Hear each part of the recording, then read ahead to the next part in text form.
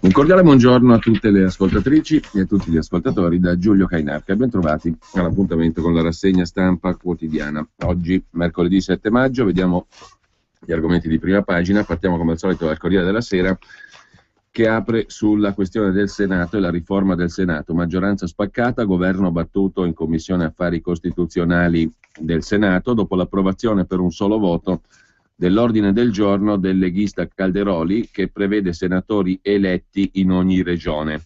È mancato il sostegno di Mario Mauro, l'ex ministro della Difesa, che fa parte della maggioranza. Dopo circa mezz'ora di sospensione dei lavori, la Commissione ha infine approvato come testo base il disegno di legge del governo. A favore, oltre ai senatori della maggioranza, i senatori della Lega e di Forza Italia, scrive il Corriere della Sera, che apre su questo argomento la sua prima pagina. Passa l'ordine del giorno Calderoli sull'eleggibilità dei senatori, poi il sì in commissione. Forza Italia, ago della bilancia. Non la daremo vinta ai Calderoli, dice la ministra delle riforme Maria Elena Boschi, pochi minuti prima del voto in commissione al Senato, che invece vede il governo e la maggioranza andare sotto sul tema dell'elezione diretta dei senatori. Un ordine del giorno del leghista Calderoli è passato coi voti dei grillini, di Forza Italia, di Sinistra Ecologia e Libertà e con l'appoggio determinante dell'ex ministro Mario Mauro, che fino all'ultimo è stato blandito dal fronte filogovernativo. La Commissione ha comunque adottato,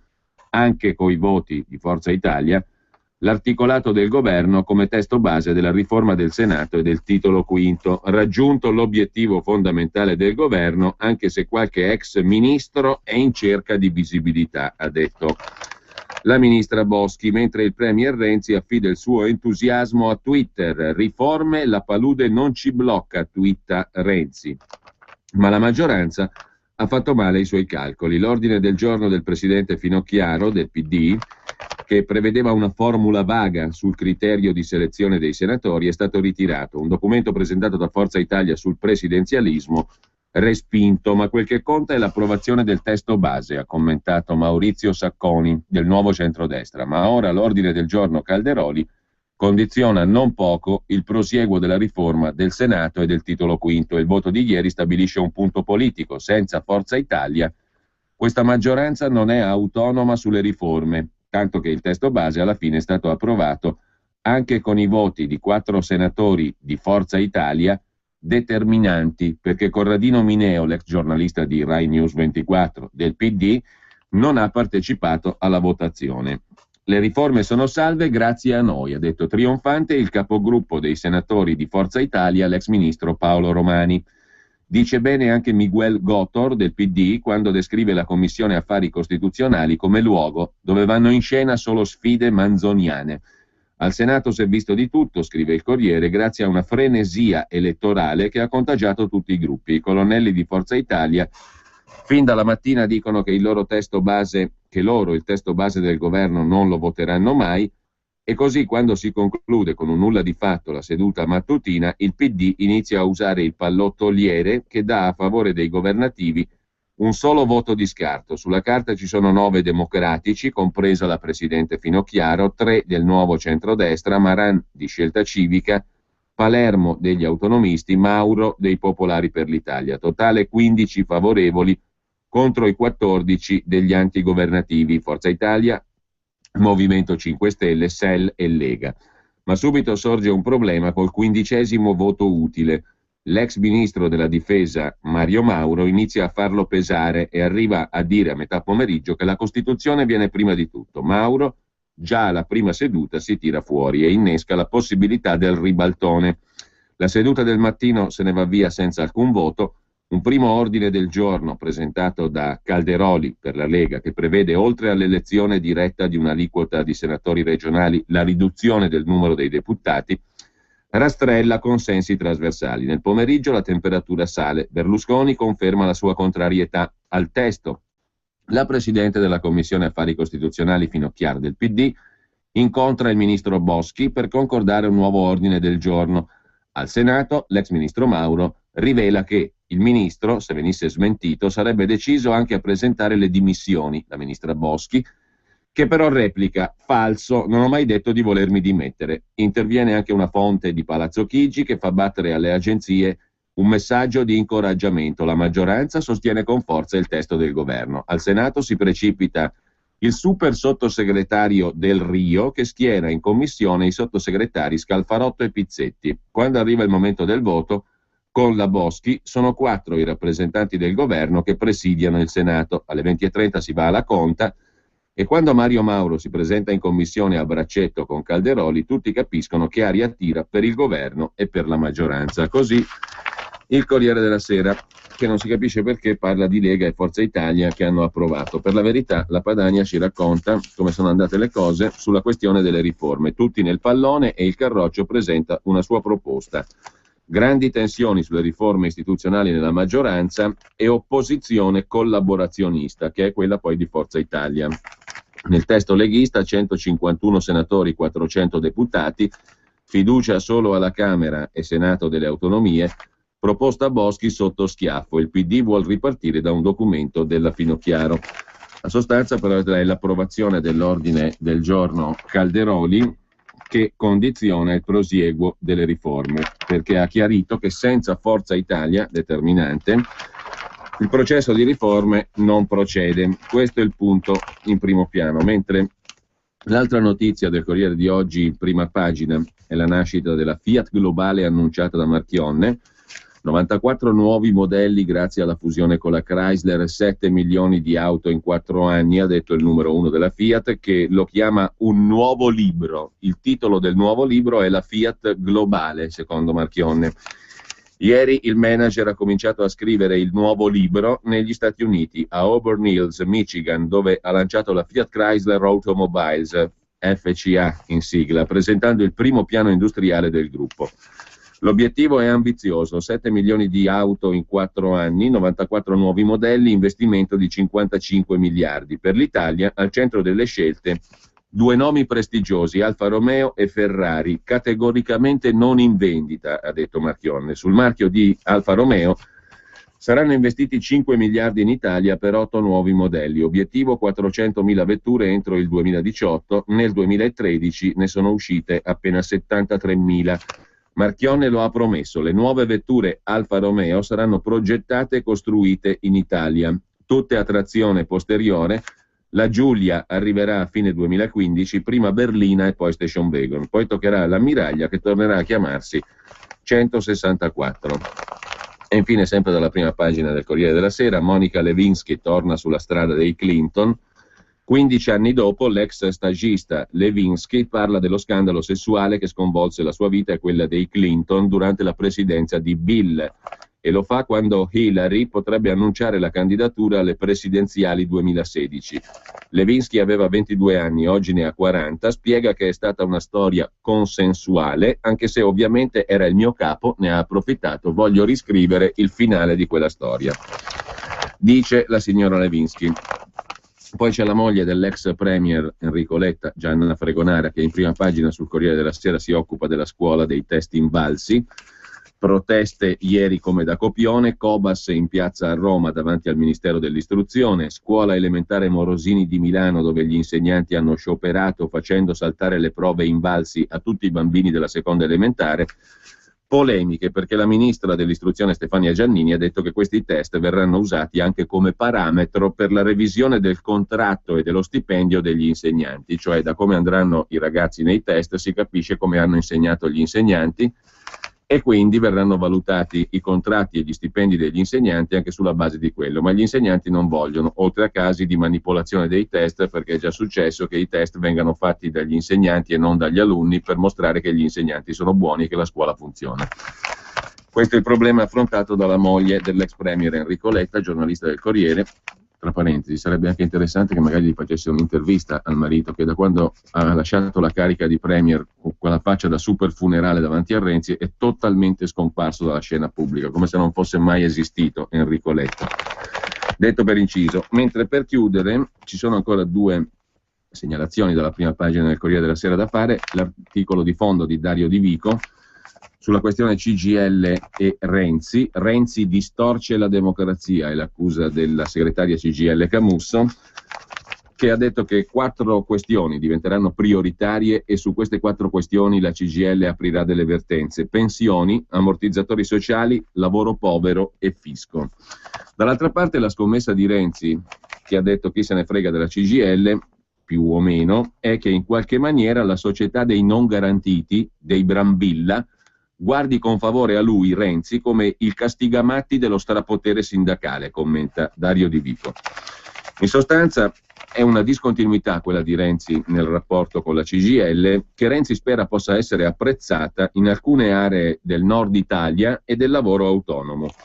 Di mezzo, conclude Di Vico, c'è anche la figura di Giuliano Poletti, che la segretaria CGIL Camusso chiama in causa sempre più spesso, sia come ministro per le scelte di precarizzazione del mercato del lavoro, sia come ex presidente della Lega delle Cooperative, per non aver saputo arginare il fenomeno delle cooperative illegali. E su questo Camusso tocca un punto vero, c'è poco da fare. Mentre sempre dalla prima pagina del Corriere della Sera c'è la storia raccontata da Gian Antonio Stella: a 41 anni 5.100 euro di pensione per un'ex consigliera regionale di Sardegna, Miss Vitalizio la definisce Stella. Si chiama Claudia Lombardo, faceva la consigliera regionale in Sardegna, è appena andata in pensione a 41 anni, 5.100 euro. Marameo agli italiani inchiodati 20 anni fa dalla riforma di Lamberto Dini. Doveva ancora compiere 23 anni, faceva l'università Claudia, quando il governo Dini varò la riforma delle pensioni nel 95. L'anno prima, nel 94, la ragazza era stata eletta giovanissima e senza aver mai lavorato in vita sua al Consiglio regionale della Sardegna. Merito della bellezza, dei riccioli biondi, del tocco magico che aveva allora Berlusconi e dei voti di papà Salvatore Lombardo, il quale, socialista confluito in Forza Italia, le aveva lasciato in eredità il seggio.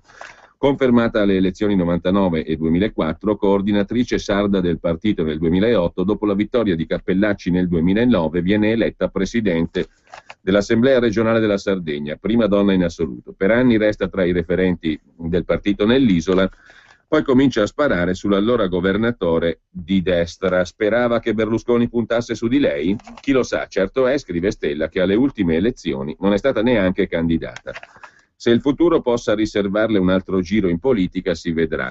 Il primo ventennio però non le è andato male. Pur avendo l'età di Penelope Cruz, Miss Vitalizio porta a casa una pensione a 41 anni compiuti a dicembre di 5.100 euro. È riuscita a stracciare un record che pareva imbattibile, quello di Giuseppe Gambale, entrato ragazzino alla Camera nel 92, è andato in pensione nel 2006 con 8.400 euro lordi al mese a 42 anni, dopo aver versato per 4 legislature 222.000 euro, recuperati in 26 mesi di pensione. Così come poche migliaia di euro in più o in meno dovrebbe accadere alla neovecchietta pensionata 41enne. Così scrive Stella in prima pagina sul Corriere. A proposito di prime pagine, vediamo però anche l'apertura della Stampa di Torino. L'apertura del quotidiano torinese è ovviamente su Fiat Chrysler Automobiles, il piano da 55 miliardi, Marchion che parla di 7 milioni di auto entro il 2018, 8 modelli per rilanciare l'Alfa Romeo.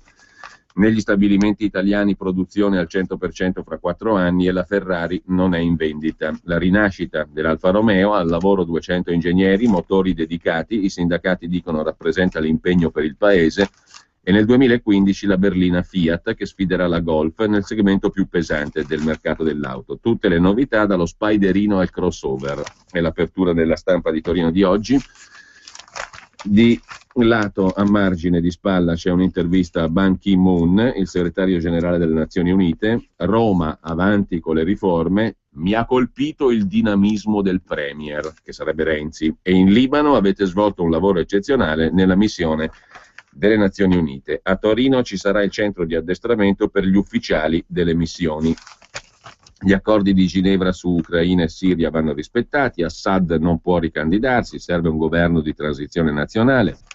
Noi e il Papa abbiamo le stesse idee e gli stessi obiettivi, parleremo di lotta alla povertà e intolleranza. Quanto a Renzi, mi hanno colpito il suo dinamismo, la sua visione, il vostro paese ha bisogno delle sue riforme, le sostengo fortemente. Così il segretario dell'ONU alla Stampa di Torino. Poi c'è il pezzo di Tonia Mastrobuoni in prima pagina.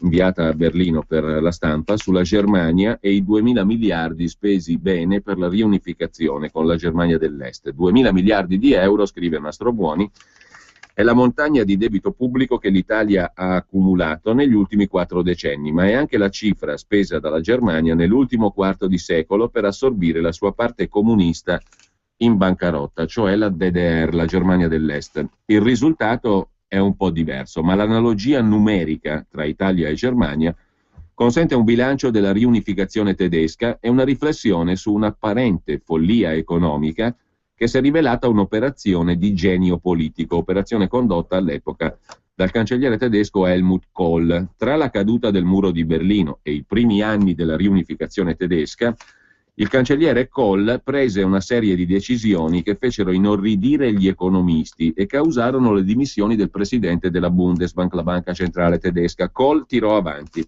La prima follia fu la parità fra il marco dell'Ovest, la moneta più stabile del mondo, l'unico simbolo di potere che i tedeschi si erano concessi dopo l'Olocausto, e il marco dell'Est, all'epoca carta straccia.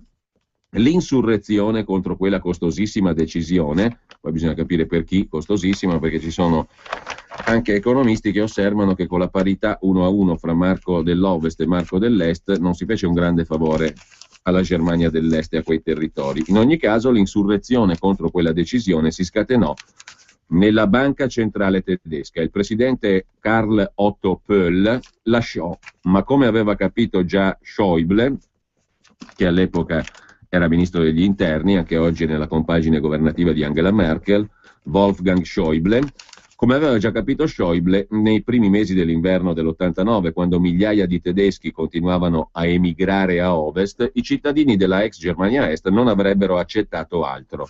Lo dicevano anche gli slogan in piazza: 1-1 o non saremo mai uno. La gente stava votando con i piedi, stava minacciando di dissanguare un paese già sfinito da mezzo secolo di mala gestione. Per la stessa ragione fu saggia un'altra apparente follia, scrive ancora Mastrobuoni, cioè aumentare vertiginosamente gli stipendi e le pensioni dei tedeschi dell'Est, che misuravano una produttività che raggiungeva a malapena un terzo di quello dei cugini dell'Ovest. Nel 1990, cioè un anno dopo la caduta del muro, gli stipendi degli tedeschi dell'Est furono gonfiati del 20%, nei 15 mesi successivi di un altro 50%. Gli economisti si misero le mani nei capelli. La popolarità di Kohl e l'entusiasmo per la riunificazione toccarono vette irraggiungibili. Solo una terza decisione si rivelò disastrosa, ma perché condotta con un impulso ideologico ultraliberista: privatizzare tutto. L'anticomunismo accecò chi doveva gestire la Treuhand, il contenitore in cui confluirono le 7.894 imprese tedesche che impiegavano 4 milioni di lavoratori, il 40% della forza di lavoro dell'ex Germania Est. Non tutto era da buttare, quasi tutto fu invece spezzettato, liquidato, distrutto, provocando tassi di disoccupazione mostruosi. Quello fu un chiaro disastro politico, provocato da furore economico, che provocò nella parte orientale del paese l'idea di una annessione, di una colonizzazione. Infine, dei 2.000 miliardi investiti da allora nell'ex Germania Est, secondo i calcoli di Klaus Schröder, economista della Freie Universität di Berlino, il 60-65% di quei 2.000 miliardi sono spese sociali, da parte del leone le pensioni. Si tratta di finanziamenti europei, federali e dei singoli Länder, soldi della famosa tassa di solidarietà pagata dall'Ovest. Ma in quei mesi straordinari, tra il crollo del regime della DDR e la riunificazione delle Germanie, Kohl negoziò anche un altro obiettivo storico. In cambio dell'unità, concesse a Mitterrand un'accelerazione sull'integrazione europea e soprattutto sulla moneta unica, l'euro. Compì un altro miracolo: far digerire ai tedeschi la rinuncia al loro amato marco. Per fare un paragone triste, conclude Tonio Mastrobuoni sulla Stampa, un paragone raccontato in uno straordinario libro appena uscito in Germania, scritto da Kerstin Gammelin e Raimund Löw, I burattinai d'Europa, che racconta la grande crisi attraverso i retroscena minuziosi e in parte inediti dei consigli europei. Quando la Merkel chiese ai suoi se era il caso di salvare la Grecia, si fece elencare le possibili conseguenze. Nessun economista poteva risponderle con certezza. Così lei salvò la Grecia senza un briciolo di visione. Soltanto per il suo pragmatismo da scienziata, concluse che non avrebbe fatto qualcosa di cui non conosceva le conseguenze. Kohl, in questo, era un autentico campione. Questo pezzo in prima pagina sulla Stampa che cosa ci dice? In sostanza, dove va a parare, diciamo così, salvare la Grecia. Salvare la Grecia, l'abbiamo capito tutti, era salvare le banche, anche tedesche e francesi in primis, che sul debito greco avevano speculato, come altre peraltro, però principalmente loro. Comunque la Stampa cerca di riscrivere la vicenda così. Repubblica mette in prima pagina, tra le altre cose, oltre alla questione del Senato, l'ultra allo stadio che disse al capitano del Napoli Hamsik: se ci menti ti verremo a cercare. L'ultra sarebbe il solito La Carogna. E poi il grande boom dell'occulto in Italia. Un italiano su 5 va dall'indovino. Se 13 milioni di italiani si rivolgono ai professionisti dell'occulto, scrive Natalia Aspesi, bisognerà rivedere i dati sulla disoccupazione, perché qualsiasi persona può trovare un lavoro abbracciando una professione che non conosce crisi e per la quale naturalmente si paga. Quindi anche le statistiche sulla povertà andrebbero riviste, perché 13 milioni di italiani pagano cartomanti e affini, oltre che essere una chance per trovare un lavoro. Mentre il quotidiano nazionale, Il Giorno, Il Resto del Carlino e La Nazione mette in primo piano, prosegue a dir la verità, il suo viaggio in Europa, l'Europa che si avvicina al voto per le elezioni europee del 25 maggio in Italia, del 23 maggio in Irlanda, che è il paese oggi esaminato. L'Irlanda riparte, ma a caro prezzo. Il partito dell'astensione raddoppia, il paese è sfiancato dalla crisi, l'Irlanda è un altro dei paesi oggetto di aiuti della Troica. Il sogno europeo perde colpi, le banche hanno tagliato i prestiti alle piccole imprese e i giovani tornano a fuggire all'estero. Ci hanno appena detto che l'Irlanda sta da Dio. Mica tanto, scrive Deborah Bonetti in questo reportage sul Quotidiano Nazionale. Una volta era la Tigre Celtica, uno dei paesi più dinamici d'Europa, ma ora anche la Repubblica d'Irlanda fa i conti con la crisi dopo l'applicazione degli aiuti europei. Il viaggio del Quotidiano Nazionale in Europa continua. Tradizionalmente meno euroscettici dei cugini britannici, anche gli irlandesi sono però alle prese con la disillusione nei confronti dell'Unione Europea. Pochi potrebbero andare alle urne, mentre aumentano le candidature indipendenti e fuori dai partiti.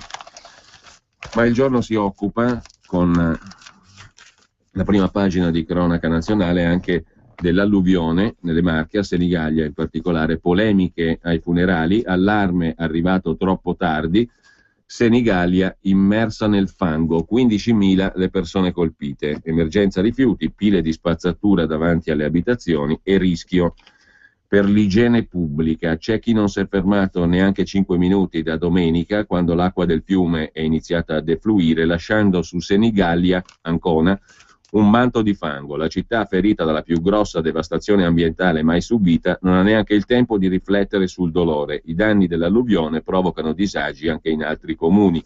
A Mondolfo, nel Pesarese, 12.000 famiglie sono senza acqua potabile. A Senigallia è il giorno del lutto cittadino proclamato dal sindaco Mangialardi. È il giorno dell'addio in Duomo ad Aldo Cicetti, anziano non vedente, trascinato via sabato mattina dalla piena di un fiume implacabile. Davanti alla chiesa il silenzio e la rassegnazione vengono rotti dalle parole di una nipote. 2 ore prima sapevano che sarebbe arrivata la piena del fiume Misa, non hanno fatto nulla per evitare questa disgrazia. Dito puntato contro il comune e la protezione civile. Girando per Senigallia, scrive Il Giorno con Andrea Massaro, il dolore affonda in almeno 20 centimetri di melma e tutti gli alluvionati, tutti coloro che in questa apocalisse hanno perso qualcosa, dicono che non c'è stata alcuna comunicazione preventiva, eppure le allerte della protezione civile erano arrivate nelle ore precedenti, livello 3 su una scala massima di 4. È successo qualcosa che nessuno si sarebbe potuto mai aspettare. Nella disgrazia Senigallia è stata anche fortunata, perché se il fiume avesse colpito alle spalle i cittadini durante la notte, il bilancio delle vittime sarebbe stato sicuramente maggiore. Le persone colpite dall'alluvione di Senigallia, secondo una prima stima, sarebbero circa 15.000 su un totale di 44.000. Numeri impressionanti. come quelli delle tonnellate di rifiuti che si trovano accatastati lungo le strade dei quartieri colpiti dalla devastazione. E questa adesso è un'altra emergenza. I volontari e i padroni delle case continuano ad ammassare roba ricoperta di fango. Sono intere case disintegrate in meno di 5 minuti. Il problema è anche di igiene pubblica. I rifiuti sono d'ogni tipo, dal cibo alle conserve, dai pezzi d'auto al mobilio. Ci sono pile impressionanti davanti alle abitazioni che la gente cerca di lavare e ripulire. Così il Quotidiano Nazionale. Mentre, tra le altre cose, il Secolo XIX di Genova si occupa del business delle schiave in Nigeria, rapite e vendute per finanziare la guerra santa islamica. In Nigeria 4.000 ragazze sequestrate in 1 anno e mezzo, le ultime 8 ieri. Le schiave finiscono nei bordelli del Maghreb, coranicamente corretti, un giro d'affare da $1,5 milioni di dollari. Boko Haram, il movimento integralista islamico nigeriano, raddoppia e dopo aver sfidato il governo della Nigeria mostrando in video le aberranti condizioni di prigionia di 223 liceali, ragazze prelevate con la forza lo scorso 14 aprile all'istituto di Chibok nello stato di Borno in Nigeria, il gruppo islamico torna alla carica sequestrando altre 8 ragazze. Gli estremisti hanno preso in ostaggio le ragazze all'alba, dopo aver fatto irruzione in un villaggio sempre nel Borno, a 20 km dal luogo del blitz di 3 settimane fa. Abubakar Shekau, il leader della costola di Al-Qaeda in Nigeria, Boko Haram, sta facendo il bello e il cattivo tempo in un paese dilaniato dalla corruzione, nonostante l'impressionante crescita economica degli ultimi 2 anni, scrive il Secolo XIX di Genova. L'Islam radicale si sta allargando a macchia d'olio e se in Pakistan vengono trucidati medici e infermieri colpevoli di vaccinare i bambini a rischio di poliomielite, per gli jihadisti i vaccini non sarebbero altro che veleno per indebolire il popolo musulmano, in Nigeria Boko Haram rapisce le studentesse perché l'educazione occidentale deve fermarsi, non bisogna andare a scuola. Ma è solo una giustificazione per alimentare il business della prostituzione, che è un'attività remunerativa che gli jihadisti praticano dal 2012. Le studentesse nelle mani dei terroristi islamici sono la punta di un iceberg che nasconde ben 4.000 rapimenti nel giro dell'ultimo anno e mezzo e un giro d'affari destinato purtroppo a crescere che s'attesta sul $1,5 milioni di dollari. Eravamo abituati a intendere la prostituzione nigeriana con il degrado delle periferie delle principali città italiane, scrive il Quotidiano genovese. Qui siamo di fronte invece a un fenomeno interno, cioè tutto africano, che parte dall'Africa e raggiunge il Maghreb.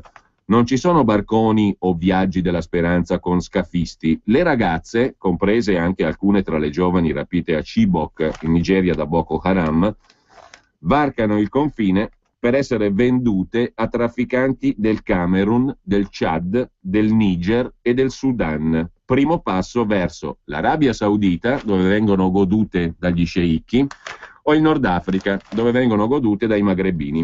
A Riyadh la prostituzione è illegale, così come in Egitto, ma in Marocco, ad esempio, le giovani vengono accolte e assunte nei bordelli mascherati da hammam, anche per turisti europei, cinesi e americani, mentre in Tunisia la prostituzione è affare di Stato, gestita nei 14 bordelli che fanno capo al Ministero della Salute di Tunisi. Buona parte di queste case del piacere sono dislocate a Tunisi, ma anche altrove, Monastir, Sousse e Sfax. Un improvviso sciopero delle professioniste dei bordelli tunisini sta paralizzando il mercato e la richiesta di sostitute è elevata. Gli ultimi rapimenti avvenuti in Nigeria sono la diretta conseguenza di una perversa legge di mercato. Le ragazze vengono vendute come animali alla fiera del bestiame. I prezzi oscillano dai 12 ai $400. L'età e la verginità fanno incrementare il valore delle future prostitute. Boko Haram gioca la carta dell'opportunismo, invoca Allah e sostiene che senza Corano queste giovani sono soltanto prostitute che vanno vendute al mercato. Solo che questa volta il leader del movimento, Shekau, ha alzato il tiro, è entrato nei licei, scatenando l'indignazione generale. I genitori delle ragazze denunciano il governo nigeriano per vergognoso lassismo. Soltanto domenica il presidente nigeriano Goodluck Jonathan ha ammesso il rapimento, rivelando di aver chiesto aiuto a Barack Obama nel processo di stabilizzazione della Nigeria. Jonathan, cattolico, che si ricandiderà alle presidenziali nel 2015, non vuol perdere la faccia, ma in Nigeria monta la protesta sostenuta da Hillary Clinton, dalla giovane attivista pakistana Malala e anche dal rapper Wyclef Jean, che attraverso l'hashtag Bring Back Our Girls, riportate indietro le ragazze, hanno dato vita a una campagna mediatica ad ampio respiro, scrive Luigi Guelpa sul Secolo XIX di Genova. Ma vediamo anche l'apertura di Libero. Berlusconi apre alle primarie, è il titolo d'apertura del quotidiano diretto da Maurizio Belpietro, perché, ha detto Berlusconi, i leader non si allevano in batteria. Silvio ne ha per tutti. Marina sceglierà lei. Renzi vuole essere come me. Alfano non ha il quid della gratitudine. Grillo un vero pericolo. L'euro ce ne andiamo fuori se la Banca Centrale Europea non cambia, dice Berlusconi. E poi spiazza tutti. Dopo il 25, dopo il voto alle europee, potremmo entrare al governo, dice Silvio Berlusconi. Commenta Maurizio Belpietro nell'articolo di fondo: Berlusconi ondeggia troppo. Se vuol convincere gli indecisi deve decidere. Col piede in due staffe, Berlusconi rischia il flop. Gli elettori del centrodestra sono disorientati, sostiene il direttore di Libero. In molti sceglieranno Grillo per protesta. Silvio dovrebbe essere più chiaro su Renzi e lanciare un messaggio politico forte per recuperare gli indecisi. Poi c'è un titolo molto elegante in prima pagina su Libero: Merkel a dieta, anche lei si vede culona. La cancelliera che ha affamato l'Europa. Ha perso 10 kg, come dicono i giornali di oggi. E sempre dal primo piano di Libero, Mario Giordano commenta la performance col dito medio del sindaco di Torino Fassino. Il sindaco ultra si difende come Jenny a Carogna. Fassino ha detto che aveva il diritto di reagire. Dopo essere stato smascherato, aveva mentito, ha detto che non aveva reagito affatto. Il sindaco di Torino difende il dito medio rivolto ai tifosi del Torino che lo contestavano. Rivendico il diritto di reagire, ma così lui, rappresentante delle istituzioni, ragiona come i teppisti degli stadi, commenta Mario Giordano. Chiude la prima pagina di Libero l'appunto di Filippo Facci intitolato Scatole piene. Immaginate un prodotto contenuto in una scatola di cui venga ridisegnato di continuo il packaging, la confezione, l'immagine, i colori, il lettering, il target, e cioè gli acquirenti. Poi ovviamente la presentazione sul mercato, il posizionamento sugli scaffali, la comunicazione, soprattutto la pubblicità e i media in cui piazzarla. Ma non si sa cos'è il prodotto, non si sa che prodotto è, si vede la scatola, non si sa cosa contenga. Ebbene, sarò riduttivo, per me questo è Forza Italia, perché io leggo i giornali tutti i giorni, ma cosa dica Forza Italia, prometta, progetti, le ragioni per cui votarla e non votare altri, io non l'ho capito. In tempi in cui il macro messaggio spesso è uno solo, non ho capito neanche quello. Sarò stupido, ma Forza Italia in passato teneva gli stupidi in grande considerazione. La scatola di Forza Italia una volta conteneva Berlusconi, un tutto compreso che si saldava con la storia che aveva alle spalle, una promessa di futuro chiave in mano. Ora capisco che la scatola per metà contiene Berlusconi invecchiato, per l'altra metà niente. Non è una dichiarazione di voto o di non voto questa, è la confessione di un limite, conclude Filippo Facci. Leggo i sondaggi e le oscillazioni di Forza Italia, però non comprendo minimamente da cosa dipendano. Lo ripeto e mi scuso, io non sono in disaccordo con Forza Italia, è che non so su cosa potrei esserlo. Lasciamo la prima pagina di Libero per dare un'occhiata anche al quotidiano L'Unità. Prima pagina sull'Unità c'è tra l'altro la consueta rubrica Fronte del video di Maria Novella Oppo che si occupa di Salvini, salviamo Salvini dai Borboni, con un giudizio finale piuttosto interessante. I borbonici che hanno contestato Matteo Salvini, questi quasi leghisti del sud, hanno un pregio rispetto ai leghisti del nord e a Salvini. Intanto non sono razzisti e poi non fanno figuracce come dire che Ruby era la nipote di Mubarak, chissà cosa c'entra con il voto della Lega. In confronto a Salvini, gente seria, in confronto a Bossi, gente onesta, scrive la commentatrice video e di cose televisive dell'Unità in prima pagina. A pagina 5 l'Unità invece si occupa del decreto lavoro del compagno cooperativista Poletti, blindatura in vista. Oggi il voto in aula in Senato, bagarre delle opposizioni, ma anche per alcuni senatori del PD è la strada sbagliata, quella del decreto lavoro di Poletti, il famoso decreto sulla facilitazione dei contratti a tempo determinato, cioè sostanzialmente precari. E infine, sempre dall'Unità, Ideal Standard a Pordenone, 400 licenziamenti, mobilità per 400 lavoratori è la decisione presa da Ideal Standard Industriale, azienda di ceramiche, che ha annunciato la procedura di mobilità per il suo impianto di manifatture a Orcenico di Zoppola, in provincia di Pordenone. La comunicazione è stata data dalla proprietà, il fondo Bain Capital, un fondo di investimenti e proprietario della fabbrica, che lo ha comunicato ai lavoratori, ai rappresentanti del Ministero per lo Sviluppo Economico, ai rappresentanti politici regionali e ai sindacati locali e nazionali. L'azienda ha affidato il suo punto di vista a una scarna nota per comunicare 400 licenziamenti.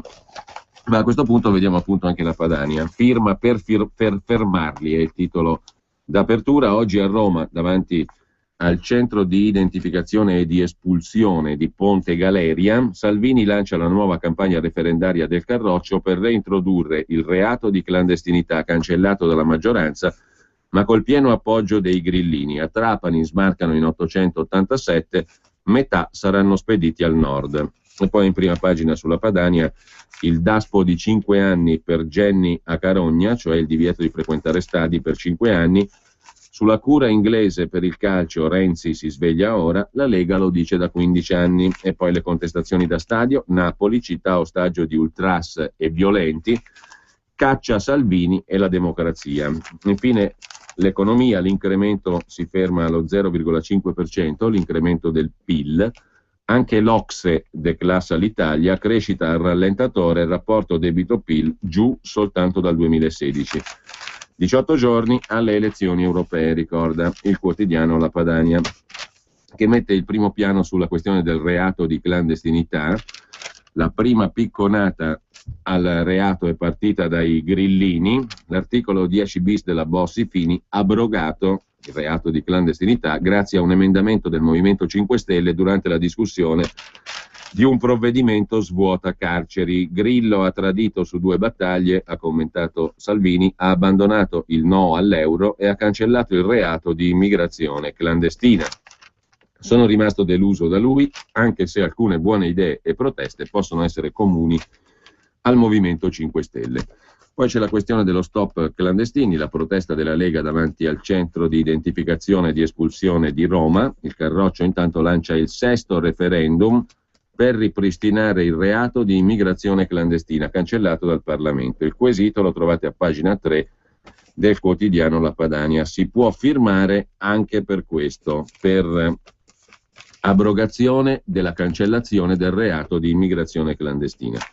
Tutte le informazioni sul sito vieniafirmare.org o al numero 0266234234, anche per conoscere il gazebo più vicino per firmare i quesiti referendari. Mentre a proposito di Napoli, città ostaggio di Jenny a Carogna, Napoli caccia Salvini e la democrazia, scrive La Padania a pagina 5. Attaccato da una ventina di facinorosi, un misto di tifosi ultra e neoborbonici, il segretario leghista promette tornerò. Era arrivato Salvini al gazebo di Piazza Carlo III a Napoli. Quando il segretario della Lega è arrivato, racconta La Padania, c'erano persone comuni curiosi, insieme col candidato leghista napoletano doc Antonio Coppola. Poco prima, a Battipaglia, Salvini era stato accolto con calore e così anche a Salerno. Alla fine però della contestazione di questa ventina di personaggi anche il gazebo è stato smontato. A Napoli tornerò presto, ha detto Salvini. 20 ultra che inneggiano a Jenny a Carogna non rappresentano una città. Ci sono tante persone per bene, disoccupati, pensionati, che anche a Napoli hanno firmato il nostro referendum per cancellare la legge Fornero, che vogliono liberarsi dall'euro e fermare l'immigrazione clandestina. La Lega lavora per loro e non per una manciata di violenti. Ad attenderlo in piazza anche una TV, la 7, per la trasmissione L'aria che tira. Mi spiace per quello che è successo, ha commentato la conduttrice Mirta Merlino. Da napoletana dico che queste scene non devono esserci, cioè impedire di parlare a qualcuno. Di fatto salta anche il collegamento televisivo, impossibile, pericoloso, dice la sentenza delle forze dell'ordine che consigliano caldamente a Salvini di allontanarsi dalla piazza. La notizia fa il giro dei giornali online e delle agenzie di stampa, salvo peraltro oggi essere pressoché ignorata sui quotidiani. Qualche ora dopo a Taranto Salvini si è recato per un incontro davanti all'Ilva e, tornando sui fatti napoletani, ha detto che le contestazioni da stadio non sono accettabili, è follia che ci sia una città in tensione, ad esempio per una partita di calcio, perché pare ci siano gli ultra che vogliono mettersi le magliette che inneggiano a chi ha ucciso un ispettore di polizia e quindi forse la partita viene sospesa. È follia, ha detto Salvini, che per andare a una partita di calcio qualcuno finisca in ospedale perché gli sparano. È follia che ci siano capi ultra che dettano legge. Stamattina mi è spiaciuto perché c'erano tanti napoletani che poi mi hanno scritto su Facebook con cui volevo parlare, commercianti, imprenditori, disoccupati. Il tifo da stadio talvolta vale più del posto di lavoro. Salvini ha fatto presente che a Napoli tornerà con un clima calcistico più calmo. Sono tifosissimo, vado in curva a San Siro da quando avevo 12 anni, ma il lavoro è il lavoro. Jenny a Carogna mi ha contestato semplicemente perché ho detto che non è un modello per i miei figli. Tornerò a Napoli senza di lui. È una promessa. De Magistris, se ci sei, batti un colpo, scrive la Padania. Sempre dalla Padania poi, panico da sondaggio, entra nel governo, esce dall'euro, stiamo parlando di Berlusconi, disposto a tutto pur di sopravvivere. Berlusconi si autosconfessa su Renzi, apre all'ingresso nel governo e torna a parlare di moneta unica. Poi alza ancora le pensioni minime, aveva promesso 800 euro, ora ne vuole dare 1000, è l'ultima promessa di Berlusconi. Sulle riforme abbiamo già detto e infine dalla Padania di oggi la lezione che viene dalla Francia, difendere il lavoro e l'interesse nazionale. Se ne occupa Simone Boiocchi. La Francia fa shopping in Italia, ma tutela la Alstom dalle mire degli americani di General Electric. Con Siemens invece rilancia l'industria e l'asse con Berlino. Infine, sempre dalla Padania di oggi, Zaia boccia Venezia città metropolitana, è l'ennesimo carrozzone, dice il presidente della Regione Veneto, e a pagina 12 della Padania continua la pubblicazione a puntate del volumetto Basta Euro, come uscire dall'incubo, curato dal professor Claudio Borghi Aquilini con post-fazione di Matteo Salvini. Il libretto è scaricabile peraltro dal sito bastaeuro.org. Con ciò lasciamo la Padania, ma siccome la Padania apre la sua prima pagina con l'iniziativa Firma per fermarli, oggi a Roma Salvini lancia la nuova campagna referendaria della Lega per reintrodurre il reato di clandestinità, cancellato dalla maggioranza con l'appoggio dei grillini.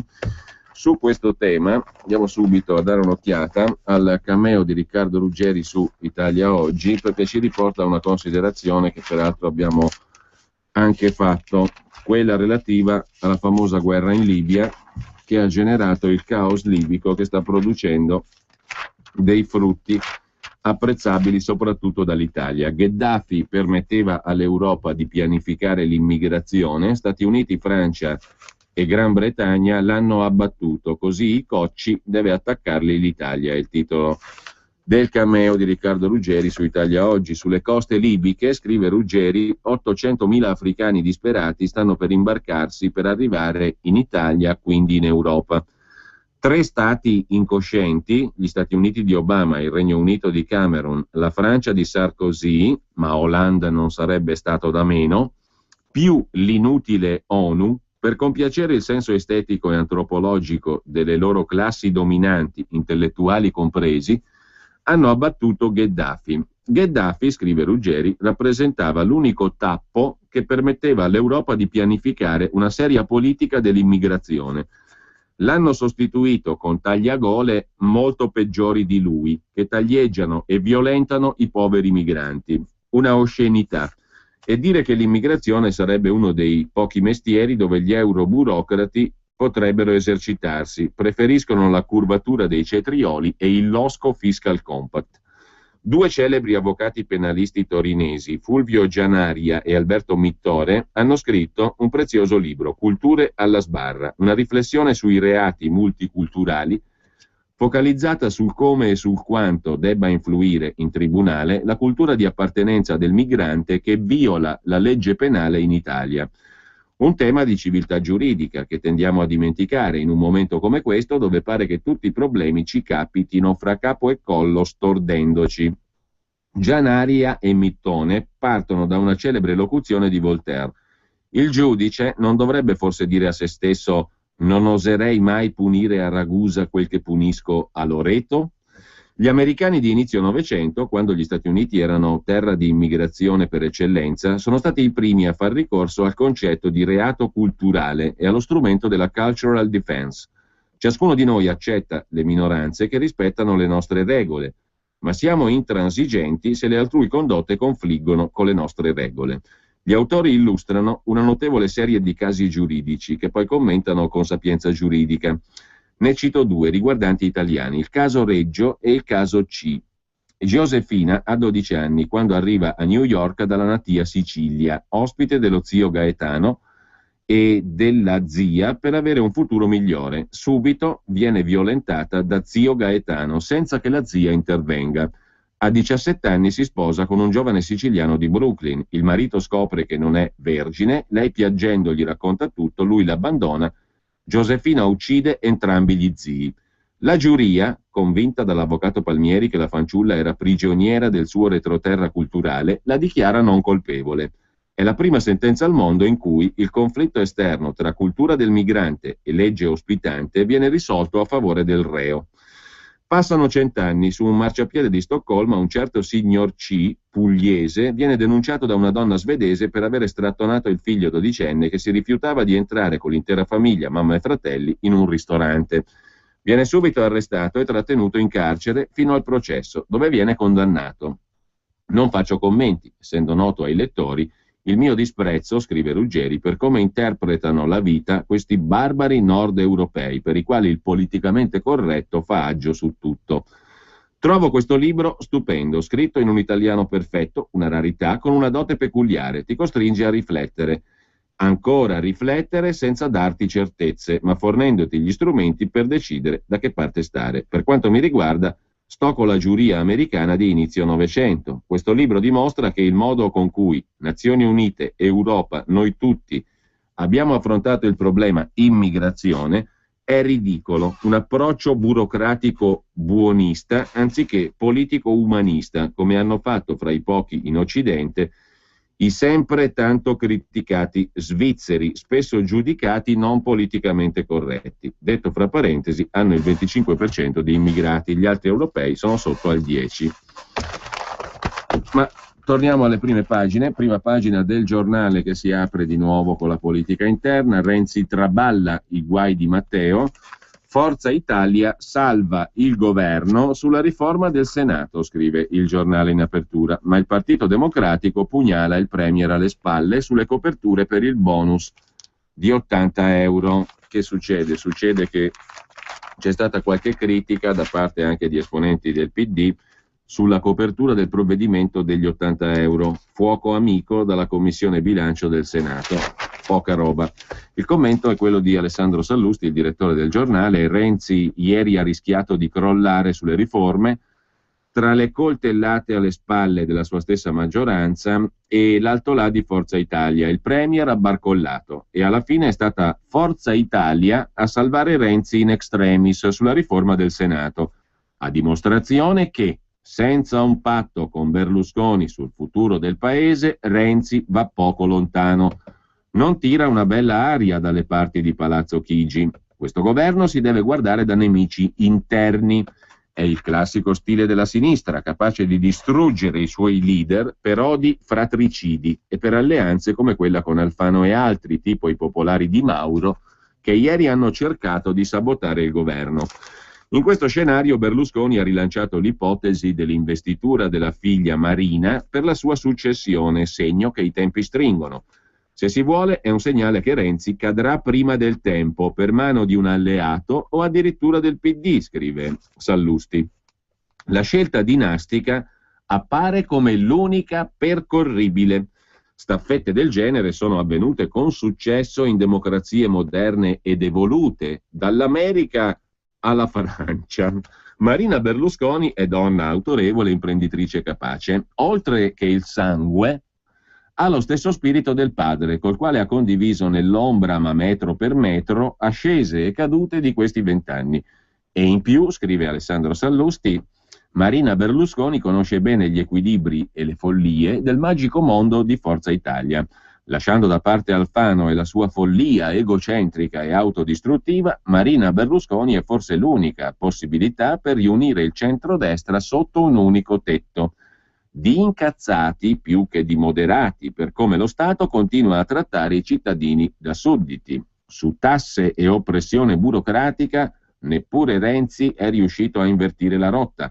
Tantomeno ci riuscirebbe Grillo, che ieri ha gettato la maschera. Il comunismo è bello, l'hanno applicato solo male, ha detto Grillo. Il capitalismo è il cancro della società. Ecco svelato, conclude il direttore de Il Giornale, cosa accadrebbe ai liberali se per sciagurata ipotesi dovesse imporsi il nazicomunismo dei 5 Stelle. Saremmo nelle mani di un pazzo, passato da testimonial pubblicitario della multinazionale dello yogurt a nuovo interprete di Marx e Lenin, anticamere di Stalin.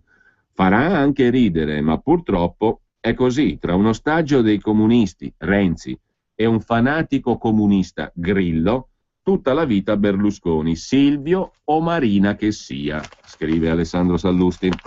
Ma perché Grillo è comunista e getta la maschera, secondo il Giornale in prima pagina? Perché ha detto che bello il comunismo. Dai 5 Stelle alla Stella Rossa, scrive il Giornale, Marx è stato applicato male, invece il capitalismo è un male. Così il Giornale in prima pagina. Vaglielo a spiegare ai piccoli imprenditori che in questi anni hanno scaricato la loro rabbia e le loro ansie sul Movimento 5 Stelle votandolo. A Beppe Grillo piace l'economia pianificata, il divieto di proprietà privata dei mezzi di produzione, la dittatura del proletariato e tutto il resto. Insomma, a Grillo piace il comunismo. La battuta ogni tanto gli esce, fa parte del repertorio dei suoi comizi show, nei quali mischia concetti di buonsenso e sparate lunari. L'ideale fondato da Marx ed Engels, ha ripetuto Grillo 2 giorni fa a Cagliari, era bellissimo, ma poi è stato applicato male. A differenza del comunismo, il capitalismo non è applicato male, è un male, disintegra gli stati e non prevede la democrazia. Non è dato capire, commenta il Giornale, se la pensi allo stesso modo Casaleggio, che è imprenditore. Difficile arrivare a conclusioni politicamente coerenti sulla base delle poche indicazioni date dal leader del Movimento 5 Stelle.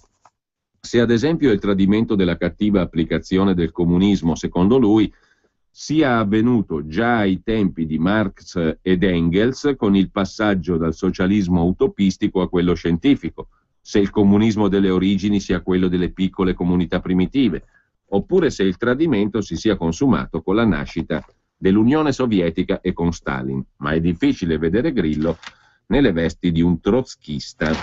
A Grillo piace il comunismo, le idee di Marx bellissime, ha detto il comico a Cagliari.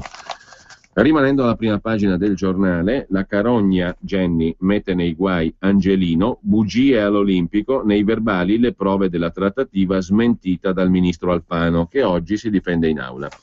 E poi parla Giuliano Ferrara con Luigi Mascheroni, vi spiego perché non mi piace il Papa Piacione, cioè Francesco I, io contro il pensiero unico, sul bene il Papa e la giustizia. Per la prima volta al Salone del Libro il direttore il direttore del Foglio spiega perché non gli piace che Bergoglio piaccia a tutti.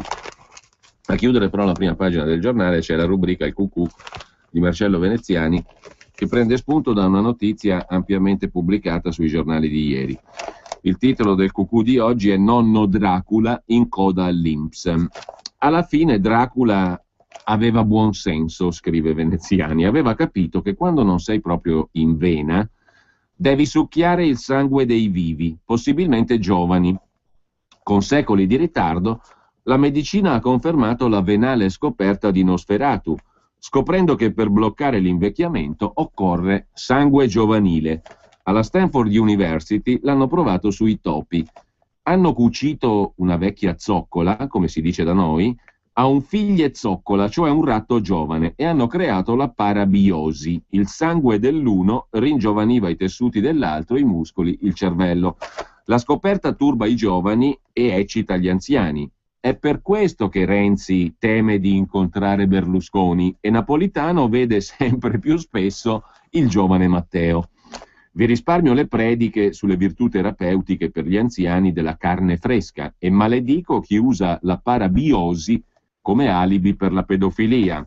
Vorrei sapere come si sente il topo giovane se a sua volta invecchia precocemente e prende un po' dalla vecchia pantegana. Oggi mi sento una chiavica.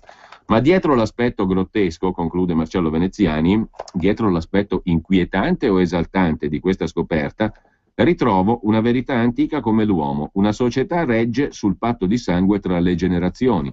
La prima trasfusione è la tradizione. La scienza è una via lunga e tortuosa per confermare la saggezza antica e naturale dei proverbi, scrive Marcello Veneziani. Andiamo in pubblicità e poi passiamo in rapida rassegna anche gli altri quotidiani di oggi.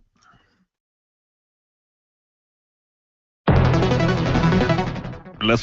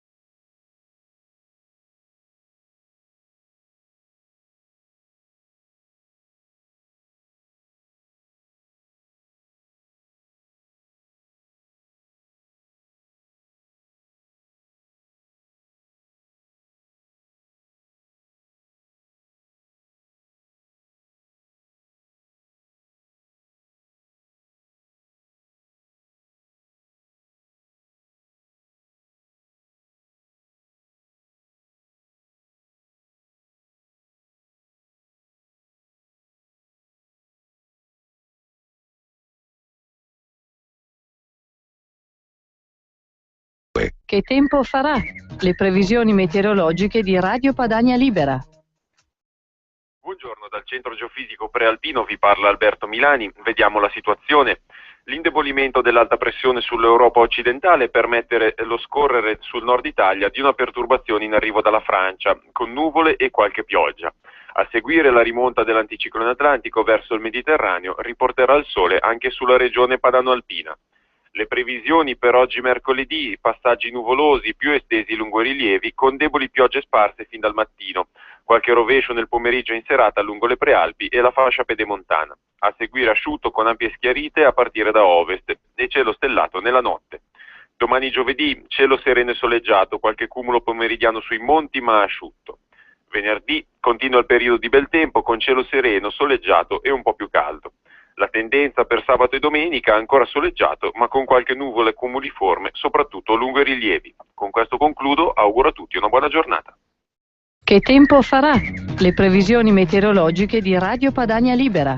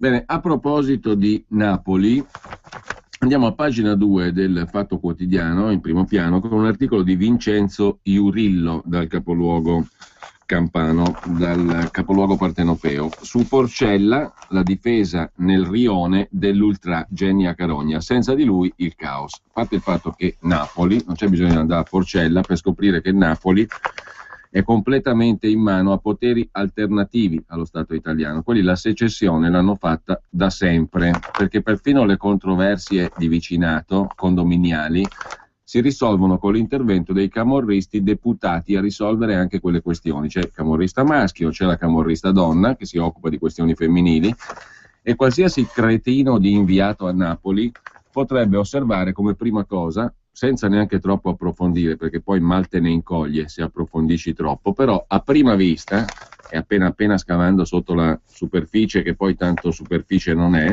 che le cose funzionano così. Quindi siamo in presenza di uno Stato alternativo che governa realmente, perfino nelle minuzie della vita quotidiana.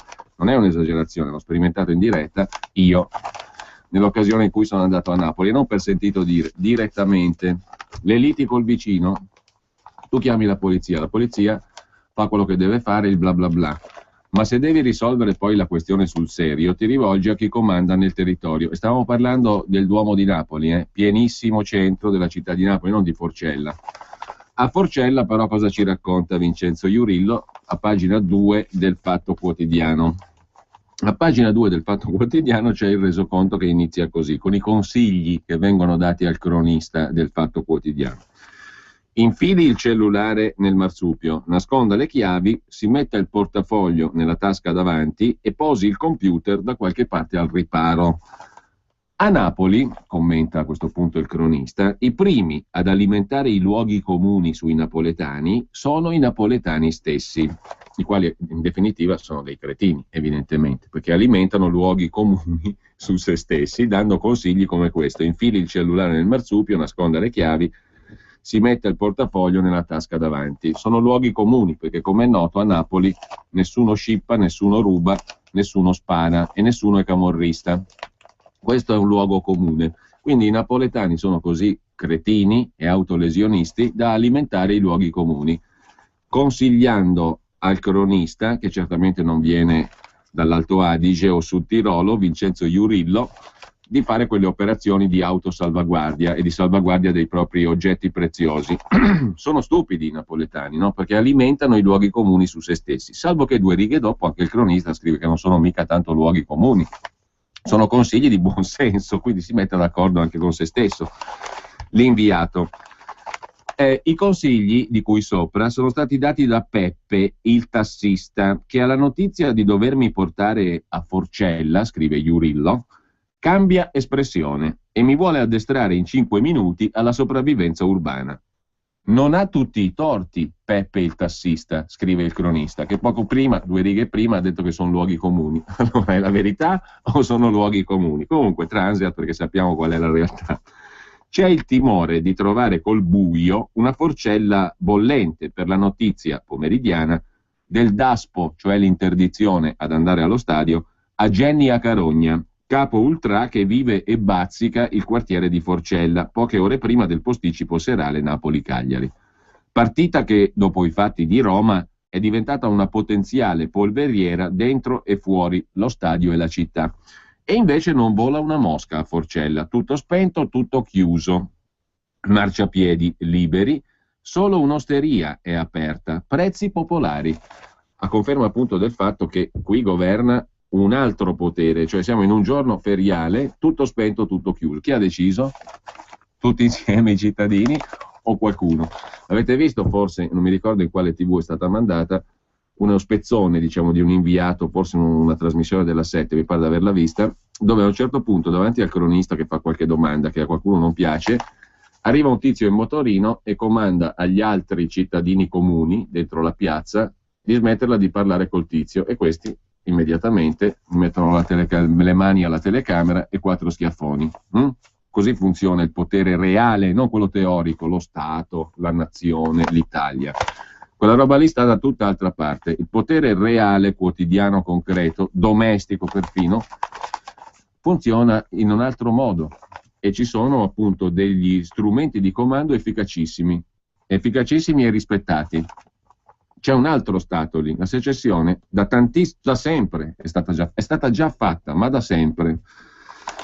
Dunque tutto chiuso, in un pieno giorno feriale di attività, meglio, ci dovrebbero essere attività, arriva il cronista, oggi che cos'è? Mercoledì, ieri era martedì, come se fosse Ferragosto. Tutto chiuso a Forcella, marciapiedi liberi, soltanto un'osteria è aperta. Prezzi popolari, scrive il cronista del Fatto Quotidiano. Chiuso il baretto San Giorgio, gestito da Ciro De Tommaso, il papà di Genny Acarogna, trascorsi da affiliato nel clan Misso, una cosca ormai in disarmo da quando Giuseppe Misso o Nasone si è pentito. In mattinata il bar era aperto, il padre non c'era, gli amici dei De Tommaso hanno fatto quadrato per dipingere Gennaro come un bravo ragazzo, un eroe moderno, Genny Acarogna, che ha cavato le castagne dal fuoco a chi non è stato capace di fare il suo lavoro. Le espressioni in dialetto erano assai più colorite. E comunque, scrive Iurillo per il Fatto Quotidiano a pagina 2, attenzione a qualificarsi come giornalisti. I rompicoglioni che scrivono solo balle, che noi tifosi siamo in mano alla camorra, che c'è la droga. Ma chi cazzo l'ha mai vista questa droga? Quando è risaputo, l'hanno perfino scritto, che il signor Genny, lì, i tifosi del suo gruppo, Mastics, come cavolo si chiamano, sono praticamente gli spacciatori del San Paolo, 20 euro per una pallina di cocaina, mentre più o meno nelle stesse ore, e poca distanza, un collega della trasmissione di La 7 Piazza Pulita, eccolo qua, Gaetano Pecoraro, a caccia di notizie su Genny e i suoi familiari, veniva malmenato in malo modo e il video dell'aggressione è stato il più cliccato della giornata. Chiuso il bar, chiuso poco dopo l'inizio della partita anche il circoletto di fianco, con dipinta all'interno una grossa scritta Mastiffs, il gruppo dei tifosi cappeggiati da Jenny a Carogna, a pochi metri dalla chiesa dove fino a pochi anni fa trovavi Don Luigi Merola, il sacerdote che ha predicato l'amore e l'anticamorra dopo l'omicidio della giovanissima Annalisa Durante, uccisa per sbaglio durante una sparatoria alla quale è intitolata una scuola. Delle 30.000 magliette annunciate di solidarietà a Speziale, neanche una è indossata dai guaglioni del quartiere che a decine, a sciami, si precipitano in scooter verso la piazza del Teatro Trianon. Sono quasi tutti senza casco, una moda che non tramonta, scrive il cronista del Fatto Quotidiano. Ma Jenny dov'è? Radio Vicolo dice che non è qui. Si sarebbe recato a Piazza Bellini, a confondersi tra la folla di ragazzi che beve birra e fuma di tutto nei baretti.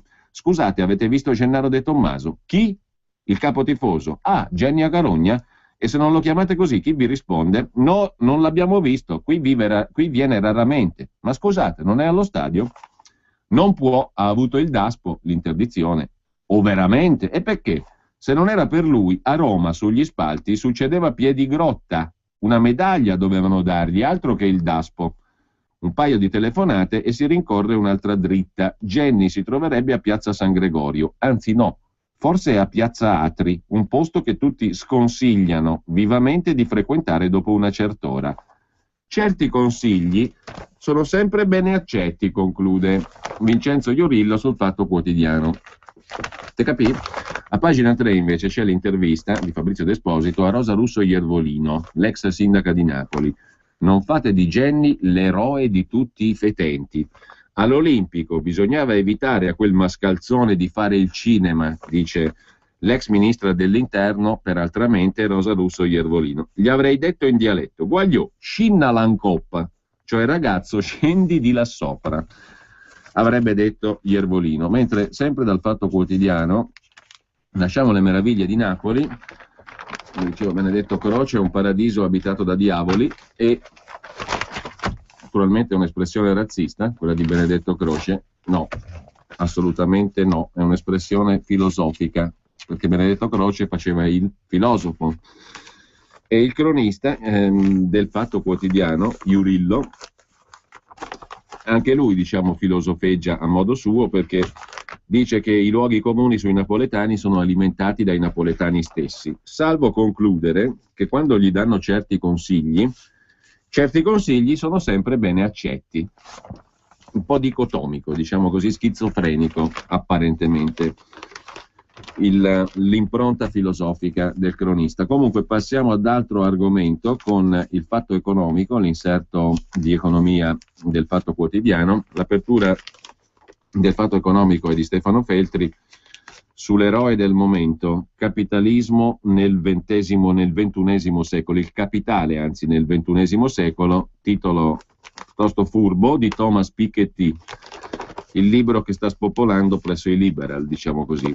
Piketty riscrive l'economia e dice che i ricchi vinceranno sempre, che è una tesi di una straordinaria novità. Con il suo libro sul capitale nel XXI secolo, l'economista francese è diventato un fenomeno planetario perché rivela i segreti della diseguaglianza e il circolo vizioso. I rendimenti dei patrimoni investiti crescono più in fretta dell'economia reale, soltanto la guerra ha rotto il meccanismo. Una guerra sola igiene del mondo, diceva Filippo Tommaso Marinetti.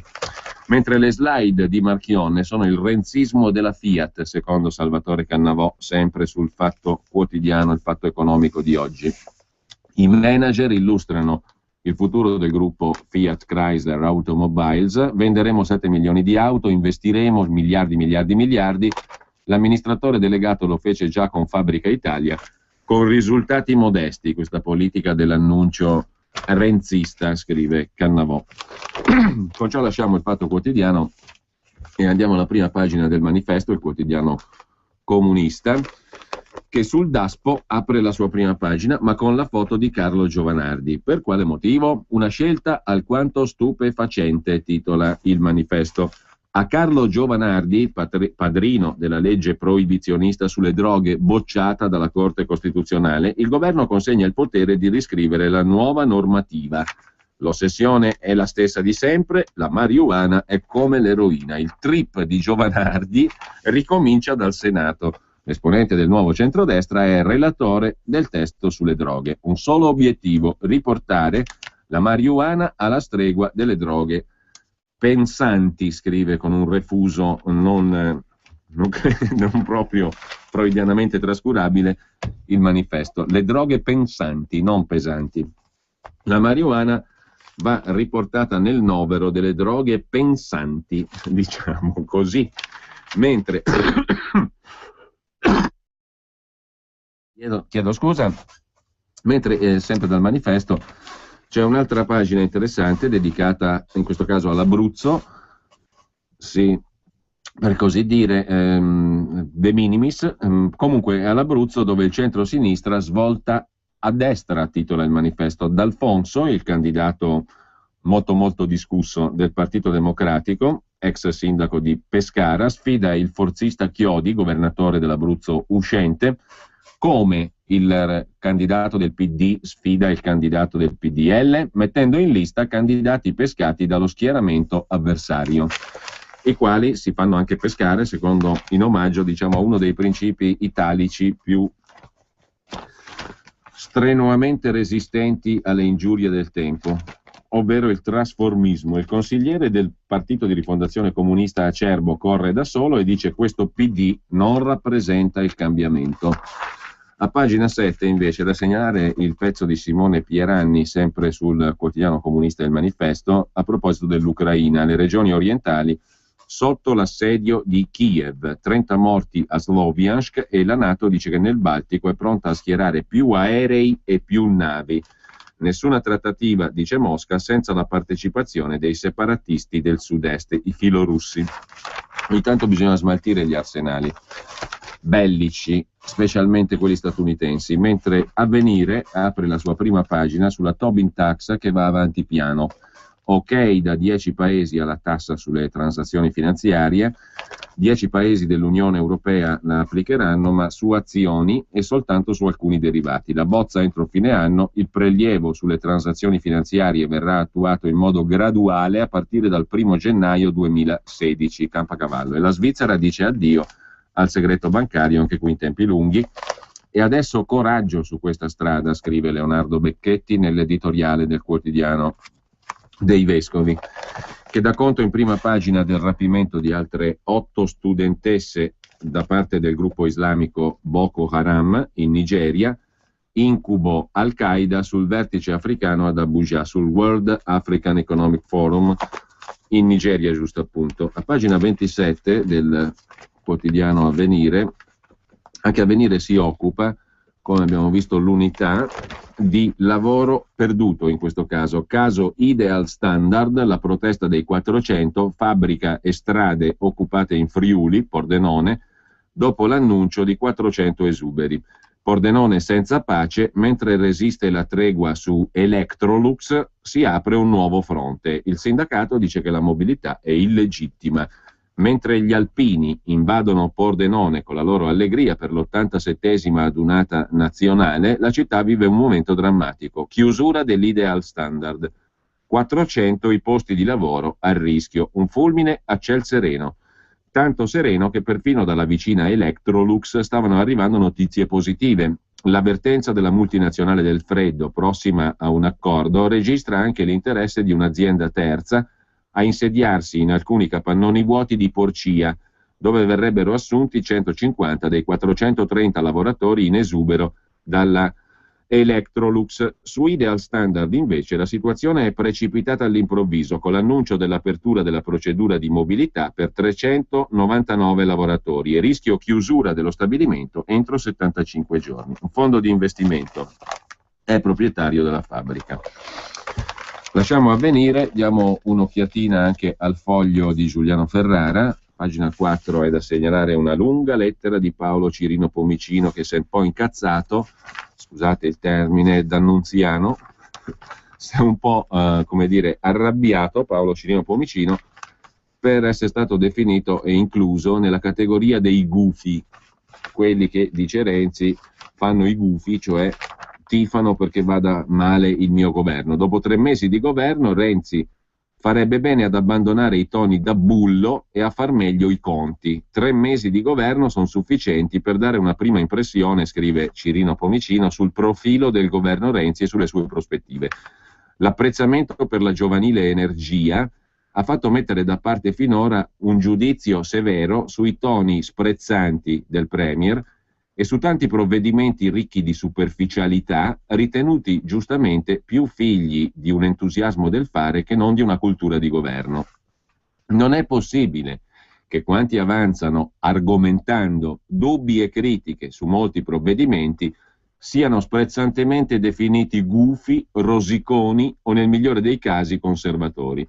In qualche caso addirittura spinti da spirito di vendetta, come sono stati definiti dal nostro Premier i responsabili dell'ufficio bilancio del Senato, che con garbo hanno messo in evidenza alcune dubbie coperture nel decreto che contiene i famosi 80 euro al mese per i dipendenti pubblici con trattamento economico fino a 24.000 euro lordi all'anno. Se noi usassimo lo stesso linguaggio sprezzante e offensivo, scrive Paolo Cirino Pomicino, dovremmo dire che mettere, come ha fatto il governo, a copertura di una spesa certa, una stima della lotta all'evasione per 2 miliardi di euro, è un errore talmente grosso da dover mettere faccia al muro il pur autorevole ministro del Tesoro e addirittura dietro la lavagna il Premier. Noi usiamo altri toni, scrive Pomicino, e speriamo che questi errori siano frutto di una velocità che diventa fretta ansiosa e fa partorire spesso strafalcioni in chi non ha lunga esperienza di finanza pubblica e di tecnica legislativa. Sempre dal Foglio poi va citata la pagina 1 dell'inserto con il lungo articolo di Claudio Cerasa su Beppe Grillo. Rivoluzionario a chi? Oltre i sondaggi c'è di più. Grillo, l'arte del non governo, i professionisti dello status, la sfida con Renzi, la storia di una grande inesorabile normalizzazione a 5 Stelle. Il pezzo si apre con una citazione da Beppe Grillo stesso, 5 aprile 2013, la frase di Grillo: mi sono grattato i coglioni quando ho chiesto a Napolitano il governo perché non sapremmo governare. Dal no alle televisioni alle trattative per porta a porta, passando per tutte quelle strane deroghe allo statuto, non statuto del movimento. I dissidenti, la contraddizione della democrazia diretta, le epurazioni, i parrucconi, la promessa dopo il 25 maggio, la partita per il Quirinale, i passaggi della trasformazione, le chicche di un anno in Parlamento, la battaglia dello share con Renzi, le interviste, i cambi di verso, le capriole, i risultati ottenuti. Questo nell'analisi di Claudio Cerasa sul Foglio. Intanto però ci informa Milano Finanza che l'Italia di Renzi vuole crescere in Cina. Nel corso di una missione a Pechino e in altre città cinesi, il premier Renzi sosterrà gli interessi delle aziende italiane in diversi settori chiave, tra cui energie rinnovabili, alta tecnologia e nucleare. Gli assi strategici in un documento del governo di cui Milano Finanza è in possesso, scrive Mariangela Pira. La collaborazione tra Cina e Italia nelle tecnologie ambientali e nello sviluppo sostenibile sarà tra i dossier che la delegazione guidata da Renzi metterà sul tavolo nel viaggio in Cina che è previsto a giugno e sul quale l'ambasciata d'Italia a Pechino sta lavorando alacremente, come emerge dal documento di cui Milano Finanza è venuta in possesso e di cui dà conto a pagina 7. Il primo ministro punterà soprattutto su un'accelerazione nei rapporti tra i due paesi a favore delle aziende italiane che grazie al loro know-how possono ancora fare molto in Cina. Dal 1999 Roma ha finanziato oltre 200 programmi di investimento nel settore ambientale in Cina. L'Italia ha impegnato 176 milioni di euro in questo capitolo. Sarà questo il trampolino di rilancio di una nuova cooperazione fondata sul principio della partnership, in cui i due paesi contribuiranno a progetti e finanziamenti per benefici reciproci. Il Premier punterà a favorire le aziende italiane nelle energie rinnovabili per la salvaguardia dell'ambiente in Cina, per le soluzioni ad alto tasso tecnologico, per le risorse umane specializzate, eccetera, eccetera. Insomma, l'Italia vuole crescere in Cina, scrive Milano Finanza.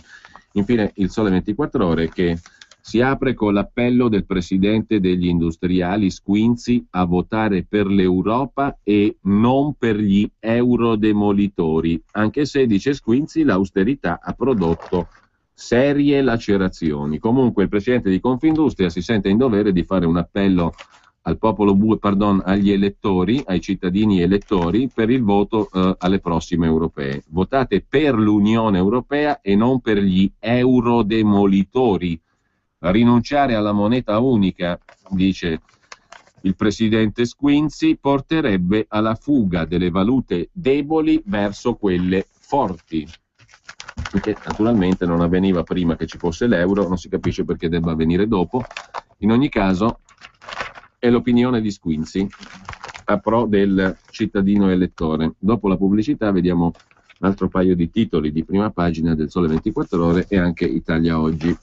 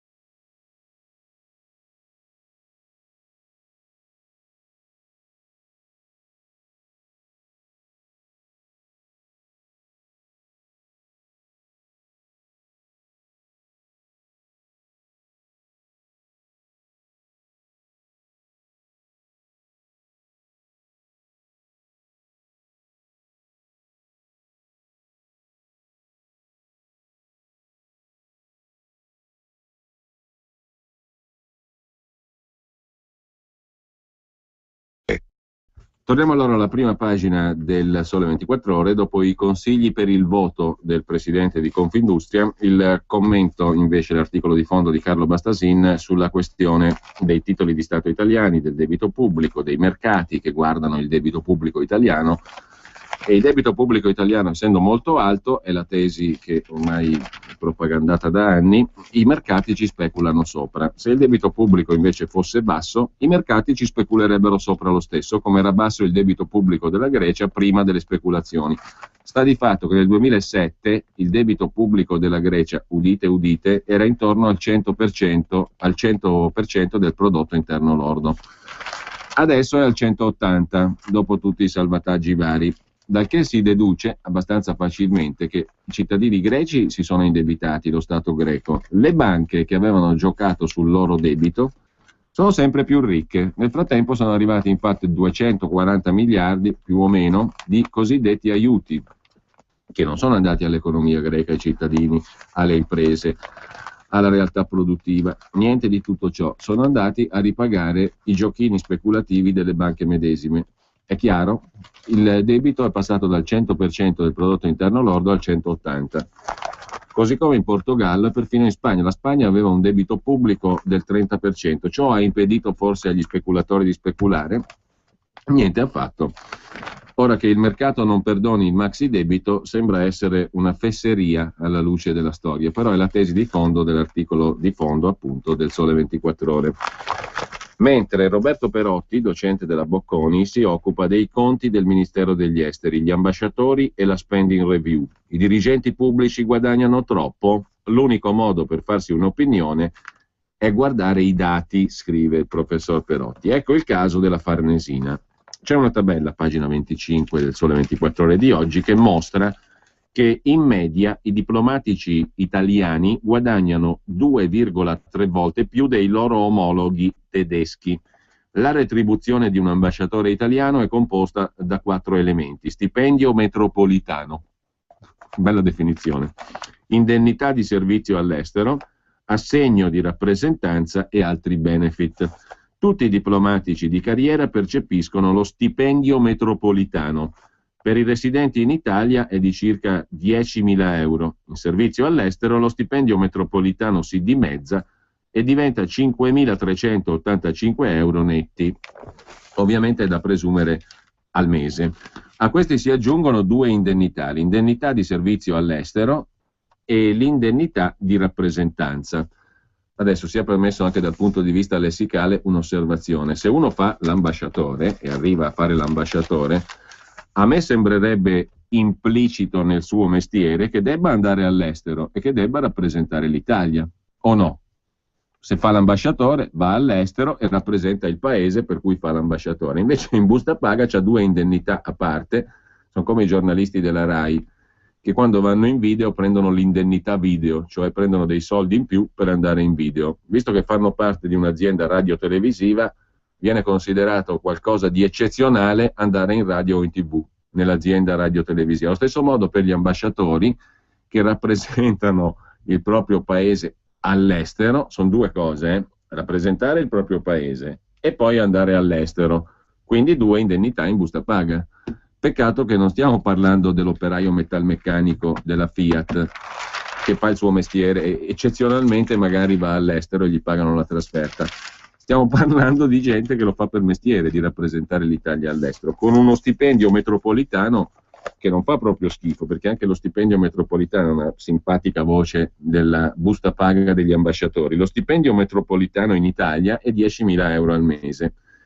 È un po' poco, in effetti, per sopravvivere con la moneta unica sempre più forte, però non è male, 10.000 euro al mese. Pochino, insomma, fa una vita tirata, sono 120.000 euro di base all'anno, non puoi permetterti dei grandi lussi, che ne so, non ti puoi comprare un gioiello al giorno, quindi forse anche sì. Però, insomma, non è una cifra esagerata, 10.000 euro al mese, che diventano 5.385 se lo stipendio metropolitano se si è in servizio all'estero. Però se si è in servizio all'estero si prendono 2 indennità aggiuntive, l'indennità di servizio all'estero e l'indennità di rappresentanza. L'indennità di servizio all'estero è di proprietà dell'ambasciatore, scrive il professor Perotti, che significa che può usarla come vuole, spenderla o risparmiarla, il che però fa parte anche del concetto di stipendio, cioè quando mi danno lo stipendio, se mi avanza qualcosa posso decidere di spenderlo o risparmiarlo o no. L'indennità di rappresentanza deve essere usata, come dice il nome, per scopi di rappresentanza. Il valore in tabella è l'indennità di servizio all'estero netta per un ambasciatore senza coniuge e senza figli. L'ambasciatore paga le tasse soltanto sulla metà dell'indennità di base, cioè su 944 euro. In pratica, l'intera indennità di servizio all'estero è esente da tasse.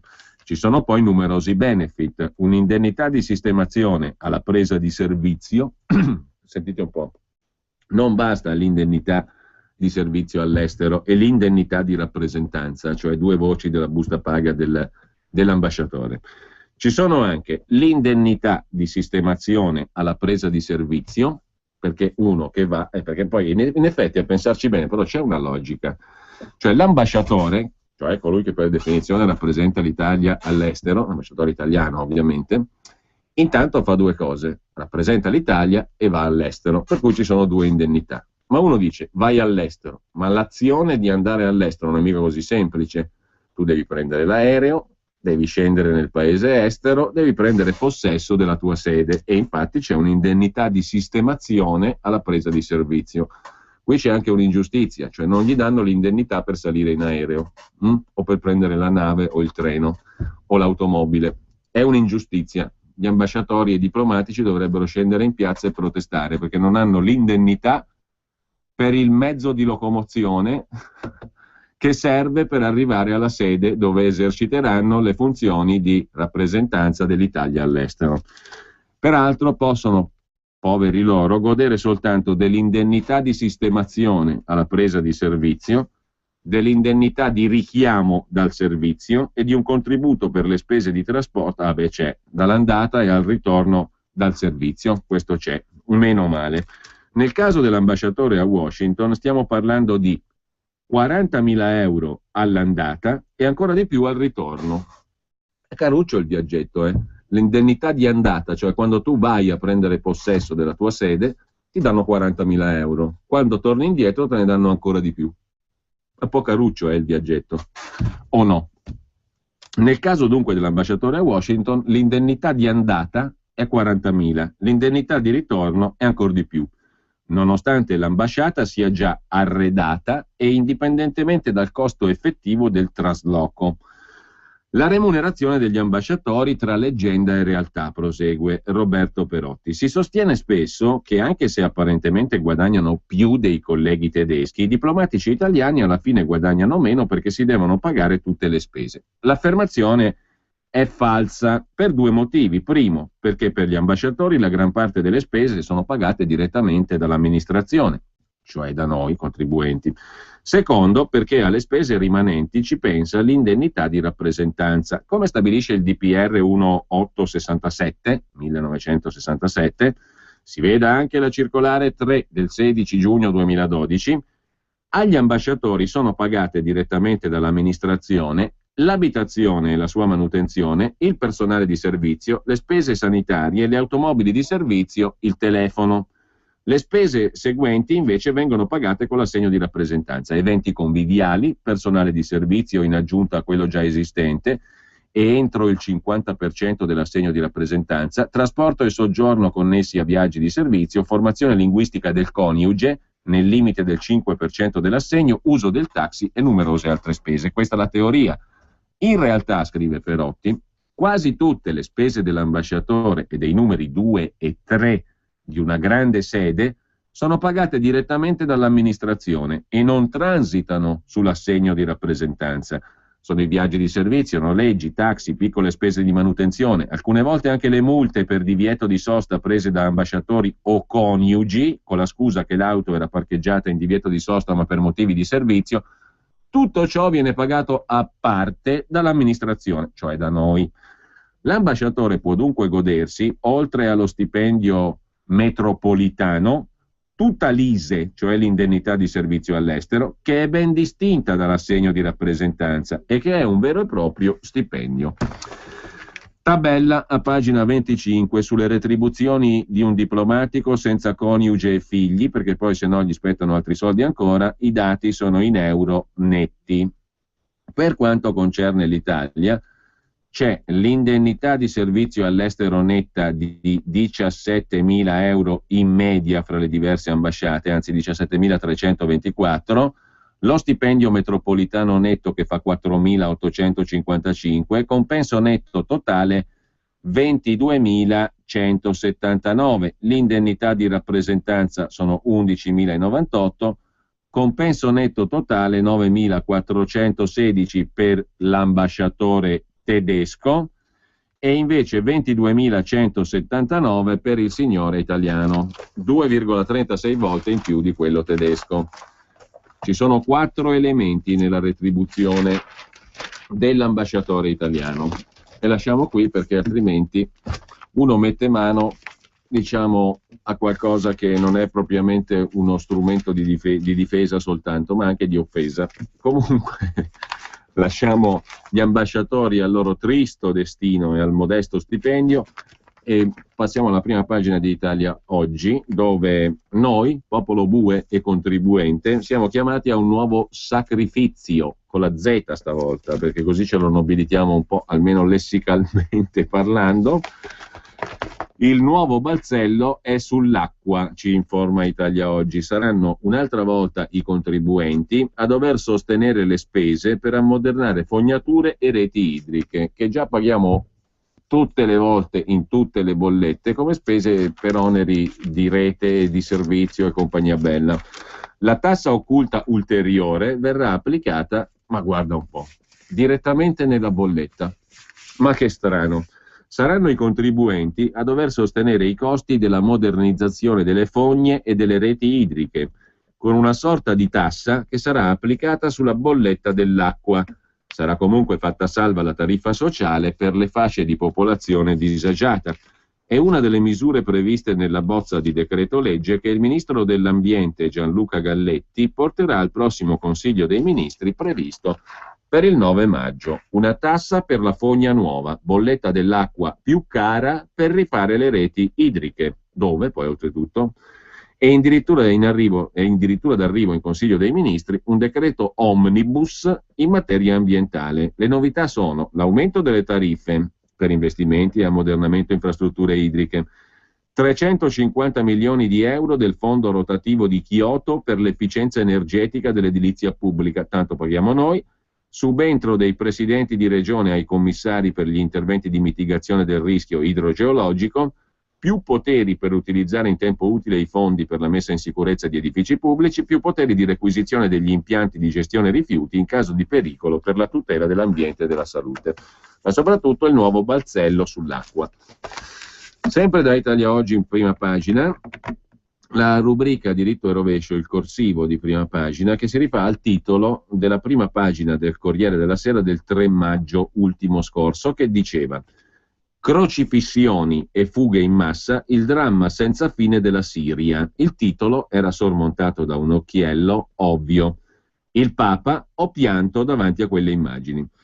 Siccome l'opinione pubblica, commenta Italia Oggi, è stata abituata a considerare che l'autore di tutte le violenze in Siria sia Bashar al-Assad, il presidente, non specificare che questi abominevoli assassini, perché realizzati contro inermi in ragione solo della loro fede, erano realizzati invece dai cosiddetti ribelli, significa disinformare.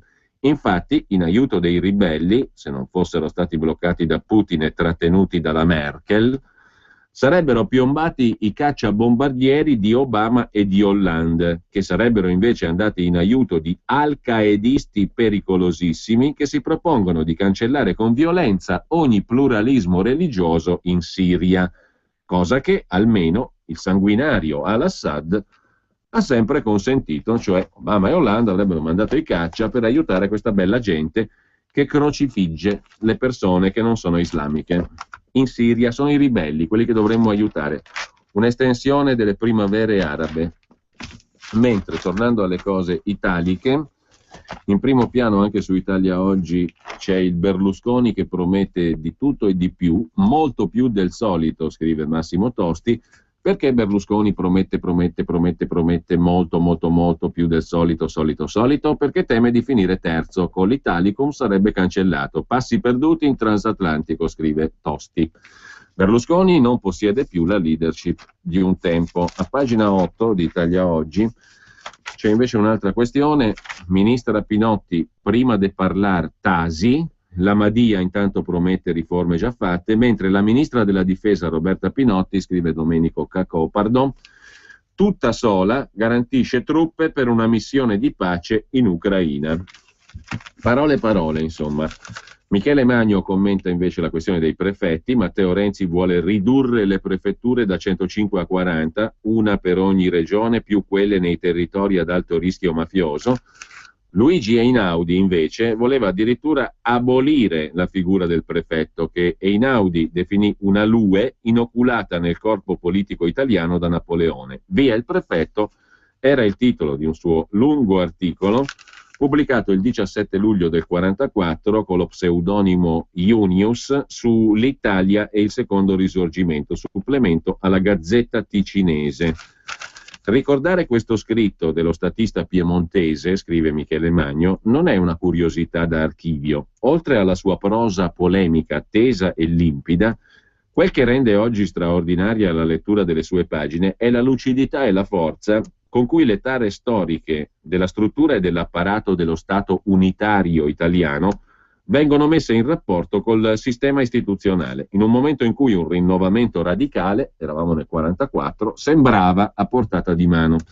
Democrazia e prefetto ripugnano profondamente l'una all'altra, scriveva Einaudi. La classe politica non si forma se l'eletto ad amministrare le cose municipali o provinciali o regionali non è pienamente responsabile per l'opera propria. Perciò il delenda Cartago della democrazia liberale era, per Einaudi, la scomparsa del simbolo sommo di una macchina centralizzata, esposta a ogni tipo di malversazioni e di sprechi di pubblico denaro. Non si tema dall'abolizione del prefetto, ammoniva Einaudi, alcun danno per l'unità della nazione. Dannosi invece sono una burocrazia pronta ad ubbidire a ogni padrone, non radicata nel luogo, indifferente alle sorti degli amministrati, un ceto politico oggetto di dispregio, abbassato a cursore di anticamere prefettizie e ministeriali. Mi fermo qui, conclude Michele Magno, ce n'è abbastanza per riproporre questo testo alla riflessione dei riformatori odierni, con la speranza che non venga scambiato con quelle prediche inutili pure assai care allo stesso Einaudi. Non c'è una riga naturalmente sul fatto che la Lega sta raccogliendo le firme per abolire il prefetto esattamente come Luigi Einaudi proponeva e come Michele Magno sottolinea su Italia Oggi. Quindi vieni a firmare.org su internet o 0266 234 234 per il referendum, oppure andare nel proprio comune di residenza e firmare per le iniziative referendarie, una o più o tutte, della Lega, che comprendono anche l'abolizione del prefetto, giusto appunto.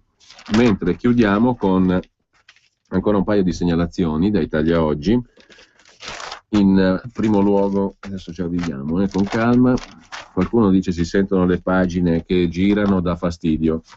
Purtroppamente fa parte del fatto che i giornali di carta si devono sfogliare attraverso il giro delle pagine. Comunque, a pagina 12 di Italia Oggi, da segnalare il pezzo di Tino Oldani sull'Unione Europea, che è stata costruita così male che nessuno è in grado di indicare quale autorità può svalutare l'euro.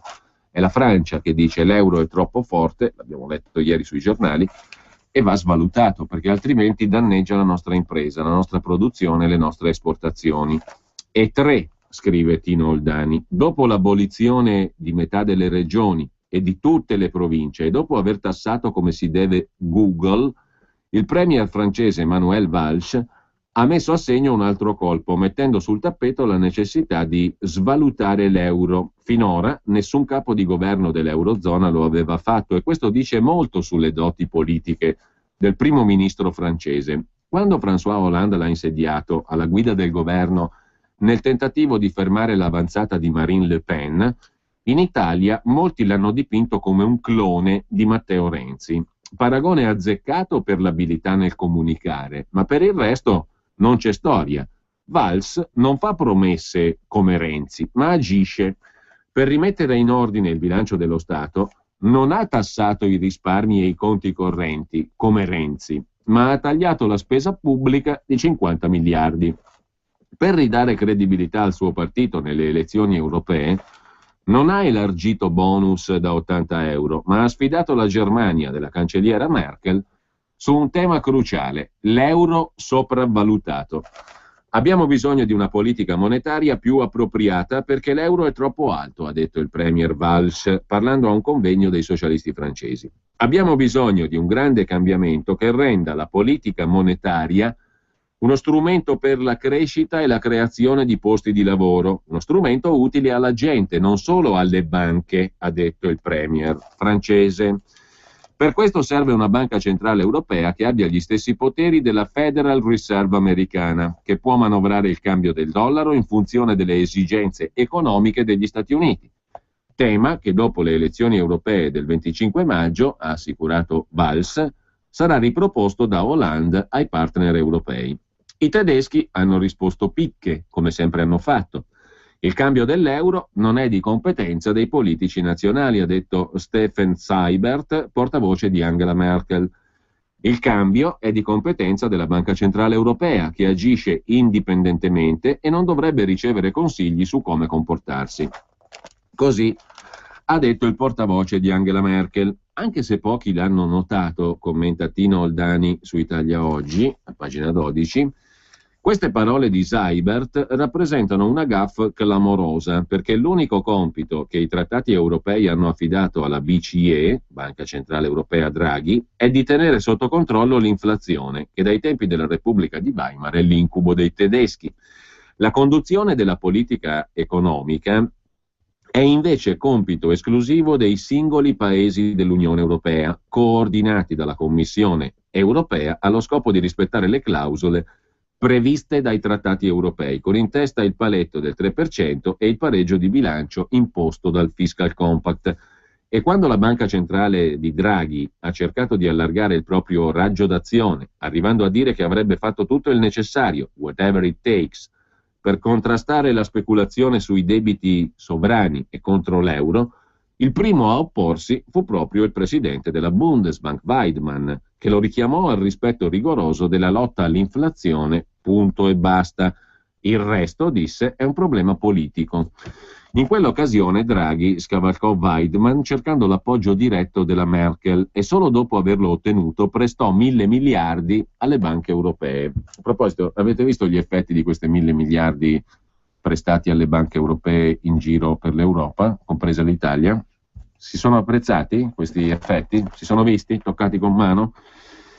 Non per questo Weidmann, naturalmente 1.000 miliardi alle banche europee, comprese le banche tedesche, ma non per questo Weidmann e la Germania hanno rinunciato al rigore, che continua ad essere l'unica politica economica praticata nell'Eurozona su input della Commissione europea di Berlino. Il risultato, scrive Oldani, è che l'euro è diventato come un'auto che dispone soltanto della marcia in avanti, si rivaluta perfino quando l'economia è in recessione e di fatto non può essere svalutato da alcun organismo europeo. Con tutta evidenza si tratta di un'architettura istituzionale e monetaria sbagliata. Su Italia Oggi questa tesi è stata sostenuta più volte da chi scrive Tino Oldani, e con ben maggior autorevolezza dall'economista Paolo Savona, che ne ha scritto in modo magistrale sabato scorso: l'euro, moneta mal costruita, ancorché ben gestita nei limiti della sua malformazione. Fa piacere che ora lo dica anche il premier francese Valls e come lui lo sostenga un manifesto firmato dagli economisti più autorevoli in Francia, con in testa Thomas Piketty, assurto recentemente a celebrità mondiale per le sue tesi sul capitalismo ereditario. Diversamente che da noi, in Francia c'è un dialogo costruttivo tra chi governa e chi studia. Un estratto di questo manifesto uscito su Repubblica di ieri riconosce che le istituzioni europee sono disfunzionali, devono essere ricostruite. Perciò, preso atto che l'euro è finito in una terra di nessuno, no man's land, nella definizione dei firmatari del manifesto pubblicato sul Guardian britannico, perciò il manifesto propone di costituire una Camera parlamentare per la zona euro, nella quale siano rappresentati i 18 paesi che usano la moneta comune. Questa Camera si aggiungerebbe al Parlamento europeo attuale, che rappresenta l'Europa a 28 paesi, ma a differenza del Parlamento attuale darebbe una sovranità parlamentare ai paesi della moneta unica, come premessa di un unico ministro delle finanze dell'Eurozona e di un unico governo europeo vero e proprio. Detto per inciso, non è che sta prospettiva di creare un super governo sia molto entusiasmante, a dir la verità. Questa nuova architettura istituzionale manderebbe in soffitta il Consiglio dei capi di Stato e di Governo, che finora, dovendo decidere all'unanimità, ha fatto ben poco.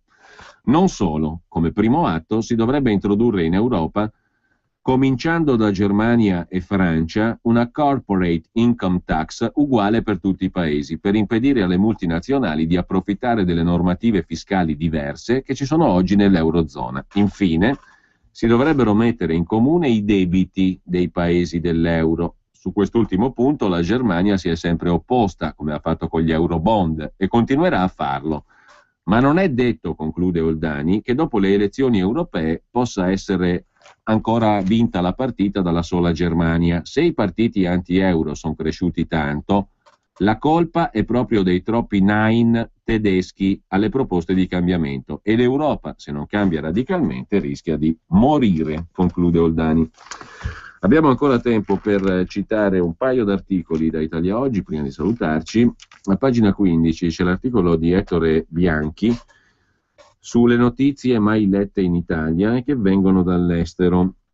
In questo caso si parla del mensile della rivista Nature, che parla del cromosoma maschile che si va atrofizzando.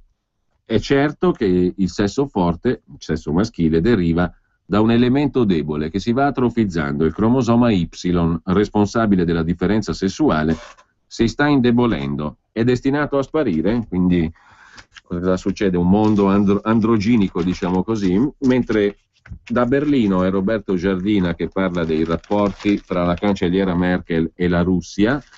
Angela Merkel non è per niente dell'idea di mandare i cacciabombardieri come Obama e Hollande in Ucraina e contro la Russia. Putin venderà in Cina il suo gas e Francoforte sarà il centro mondiale delle transazioni che verranno effettuate in yuan, moneta cinese.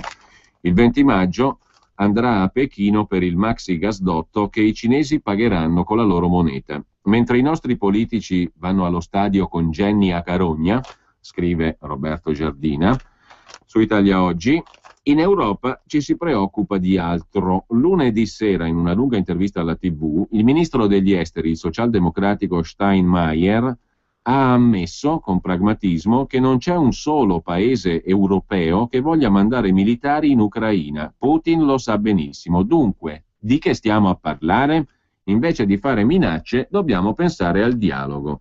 E ha aggiunto che secondo lui i separatisti ucraini non stanno ad ascoltare Mosca. Intanto la partita si complica. Chi si è accorto a Roma che Putin il 20 maggio va in visita a Pechino? Eppure è da tempo che la Russia e la Cina si riavvicinano. Obama spera che gli europei occidentali rinuncino al gas russo e comprino quello di casa sua. Sarebbe Mosca a perdere la nostra bolletta miliardaria, dice Obama. Ma Putin, come un bravo giocatore di scacchi, gioca d'anticipo e a Pechino tratterà la costruzione del gasdotto che attraverso l'Asia porterà il suo gas ai cinesi. Un bel colpo, un gigantesco affare che sarà concluso non in dollari e neanche in euro, ma in yuan, la moneta cinese. Come reagiranno gli Stati Uniti? Sarà stato un caso, ma vollero scoprire le armi di distruzione di massa in casa di Saddam dopo che l'Iraq aveva deciso di vendere il suo petrolio in euro e i bombardamenti della NATO su Belgrado iniziarono nella notte in cui a Berlino gli europei decisero la data di partenza dell'euro. Non basta, continua Giardina, Francoforte diventa la centrale mondiale delle transazioni in yuan. Per rendere omaggio ai padroni di casa, i cinesi hanno battezzato con il nome di Goethe le obbligazioni nella loro valuta. A fine aprile è stato lanciato sul mercato la prima obbligazione per un volume di 1 miliardo di yuan, 120 milioni di euro. È poco, è solo l'inizio, e l'obbligazione viene offerta ai fondi pensione tedeschi in crisi per i bassi tassi decisi dalla Banca Centrale Europea. L'accordo per fare di Francoforte il cuore delle operazioni finanziarie cinesi è stato firmato a fine marzo tra Bundesbank e Banca Centrale di Pechino. I tedeschi si sono imposti vincendo la concorrenza di Parigi e del Lussemburgo. Ad approfittarne saranno gli imprenditori tedeschi che operano sul mercato cinese. Già molte operazioni vengono condotte in yuan, adesso potranno concludere i contratti a Francoforte, giocando in casa, guadagnando tempo, tagliando i costi. Il risparmio potrebbe raggiungere al primo anno $500 miliardi. L'intesa tra Russia e Cina induce ancor più i tedeschi alla riflessione e a non seguire Obama sulla strada delle sanzioni o della guerra all'Ucraina, anzi per l'Ucraina. Il deputato europeo cristiano-democratico Winkler mette in guardia la sua Germania e l'Europa. Le sanzioni danneggiano soprattutto noi, bisogna comprendere la posizione di Putin. In realtà gli Stati Uniti nella loro strategia hanno un obiettivo economico, ha detto il deputato europeo del partito di Angela Merkel, Hermann Winkler. vogliono venderci gli Stati Uniti il loro gas eliminando la concorrenza russa. Ufficialmente, conclude Giardina, il partito di Angela Merkel, la CDU, si è affrettata a condannare le parole di Winkler, ma a Berlino molti pensano che abbia ragione. Con ciò ci salutiamo, buona mattina a tutti da Giulio Cainarca, così giusto per praticità ci risentiamo settimana prossima per quanto riguarda me per la rassegna stampa, però naturalmente la rassegna stampa come tutti i giorni andrà in onda a partire dalle 7:30, sarà condotta da Sammy Varin, quindi comunque buon ascolto della rassegna stampa per quanto ci riguarda, per quanto mi riguarda ci sentiamo un'altra settimana, però stamattina c'è onda libera comunque.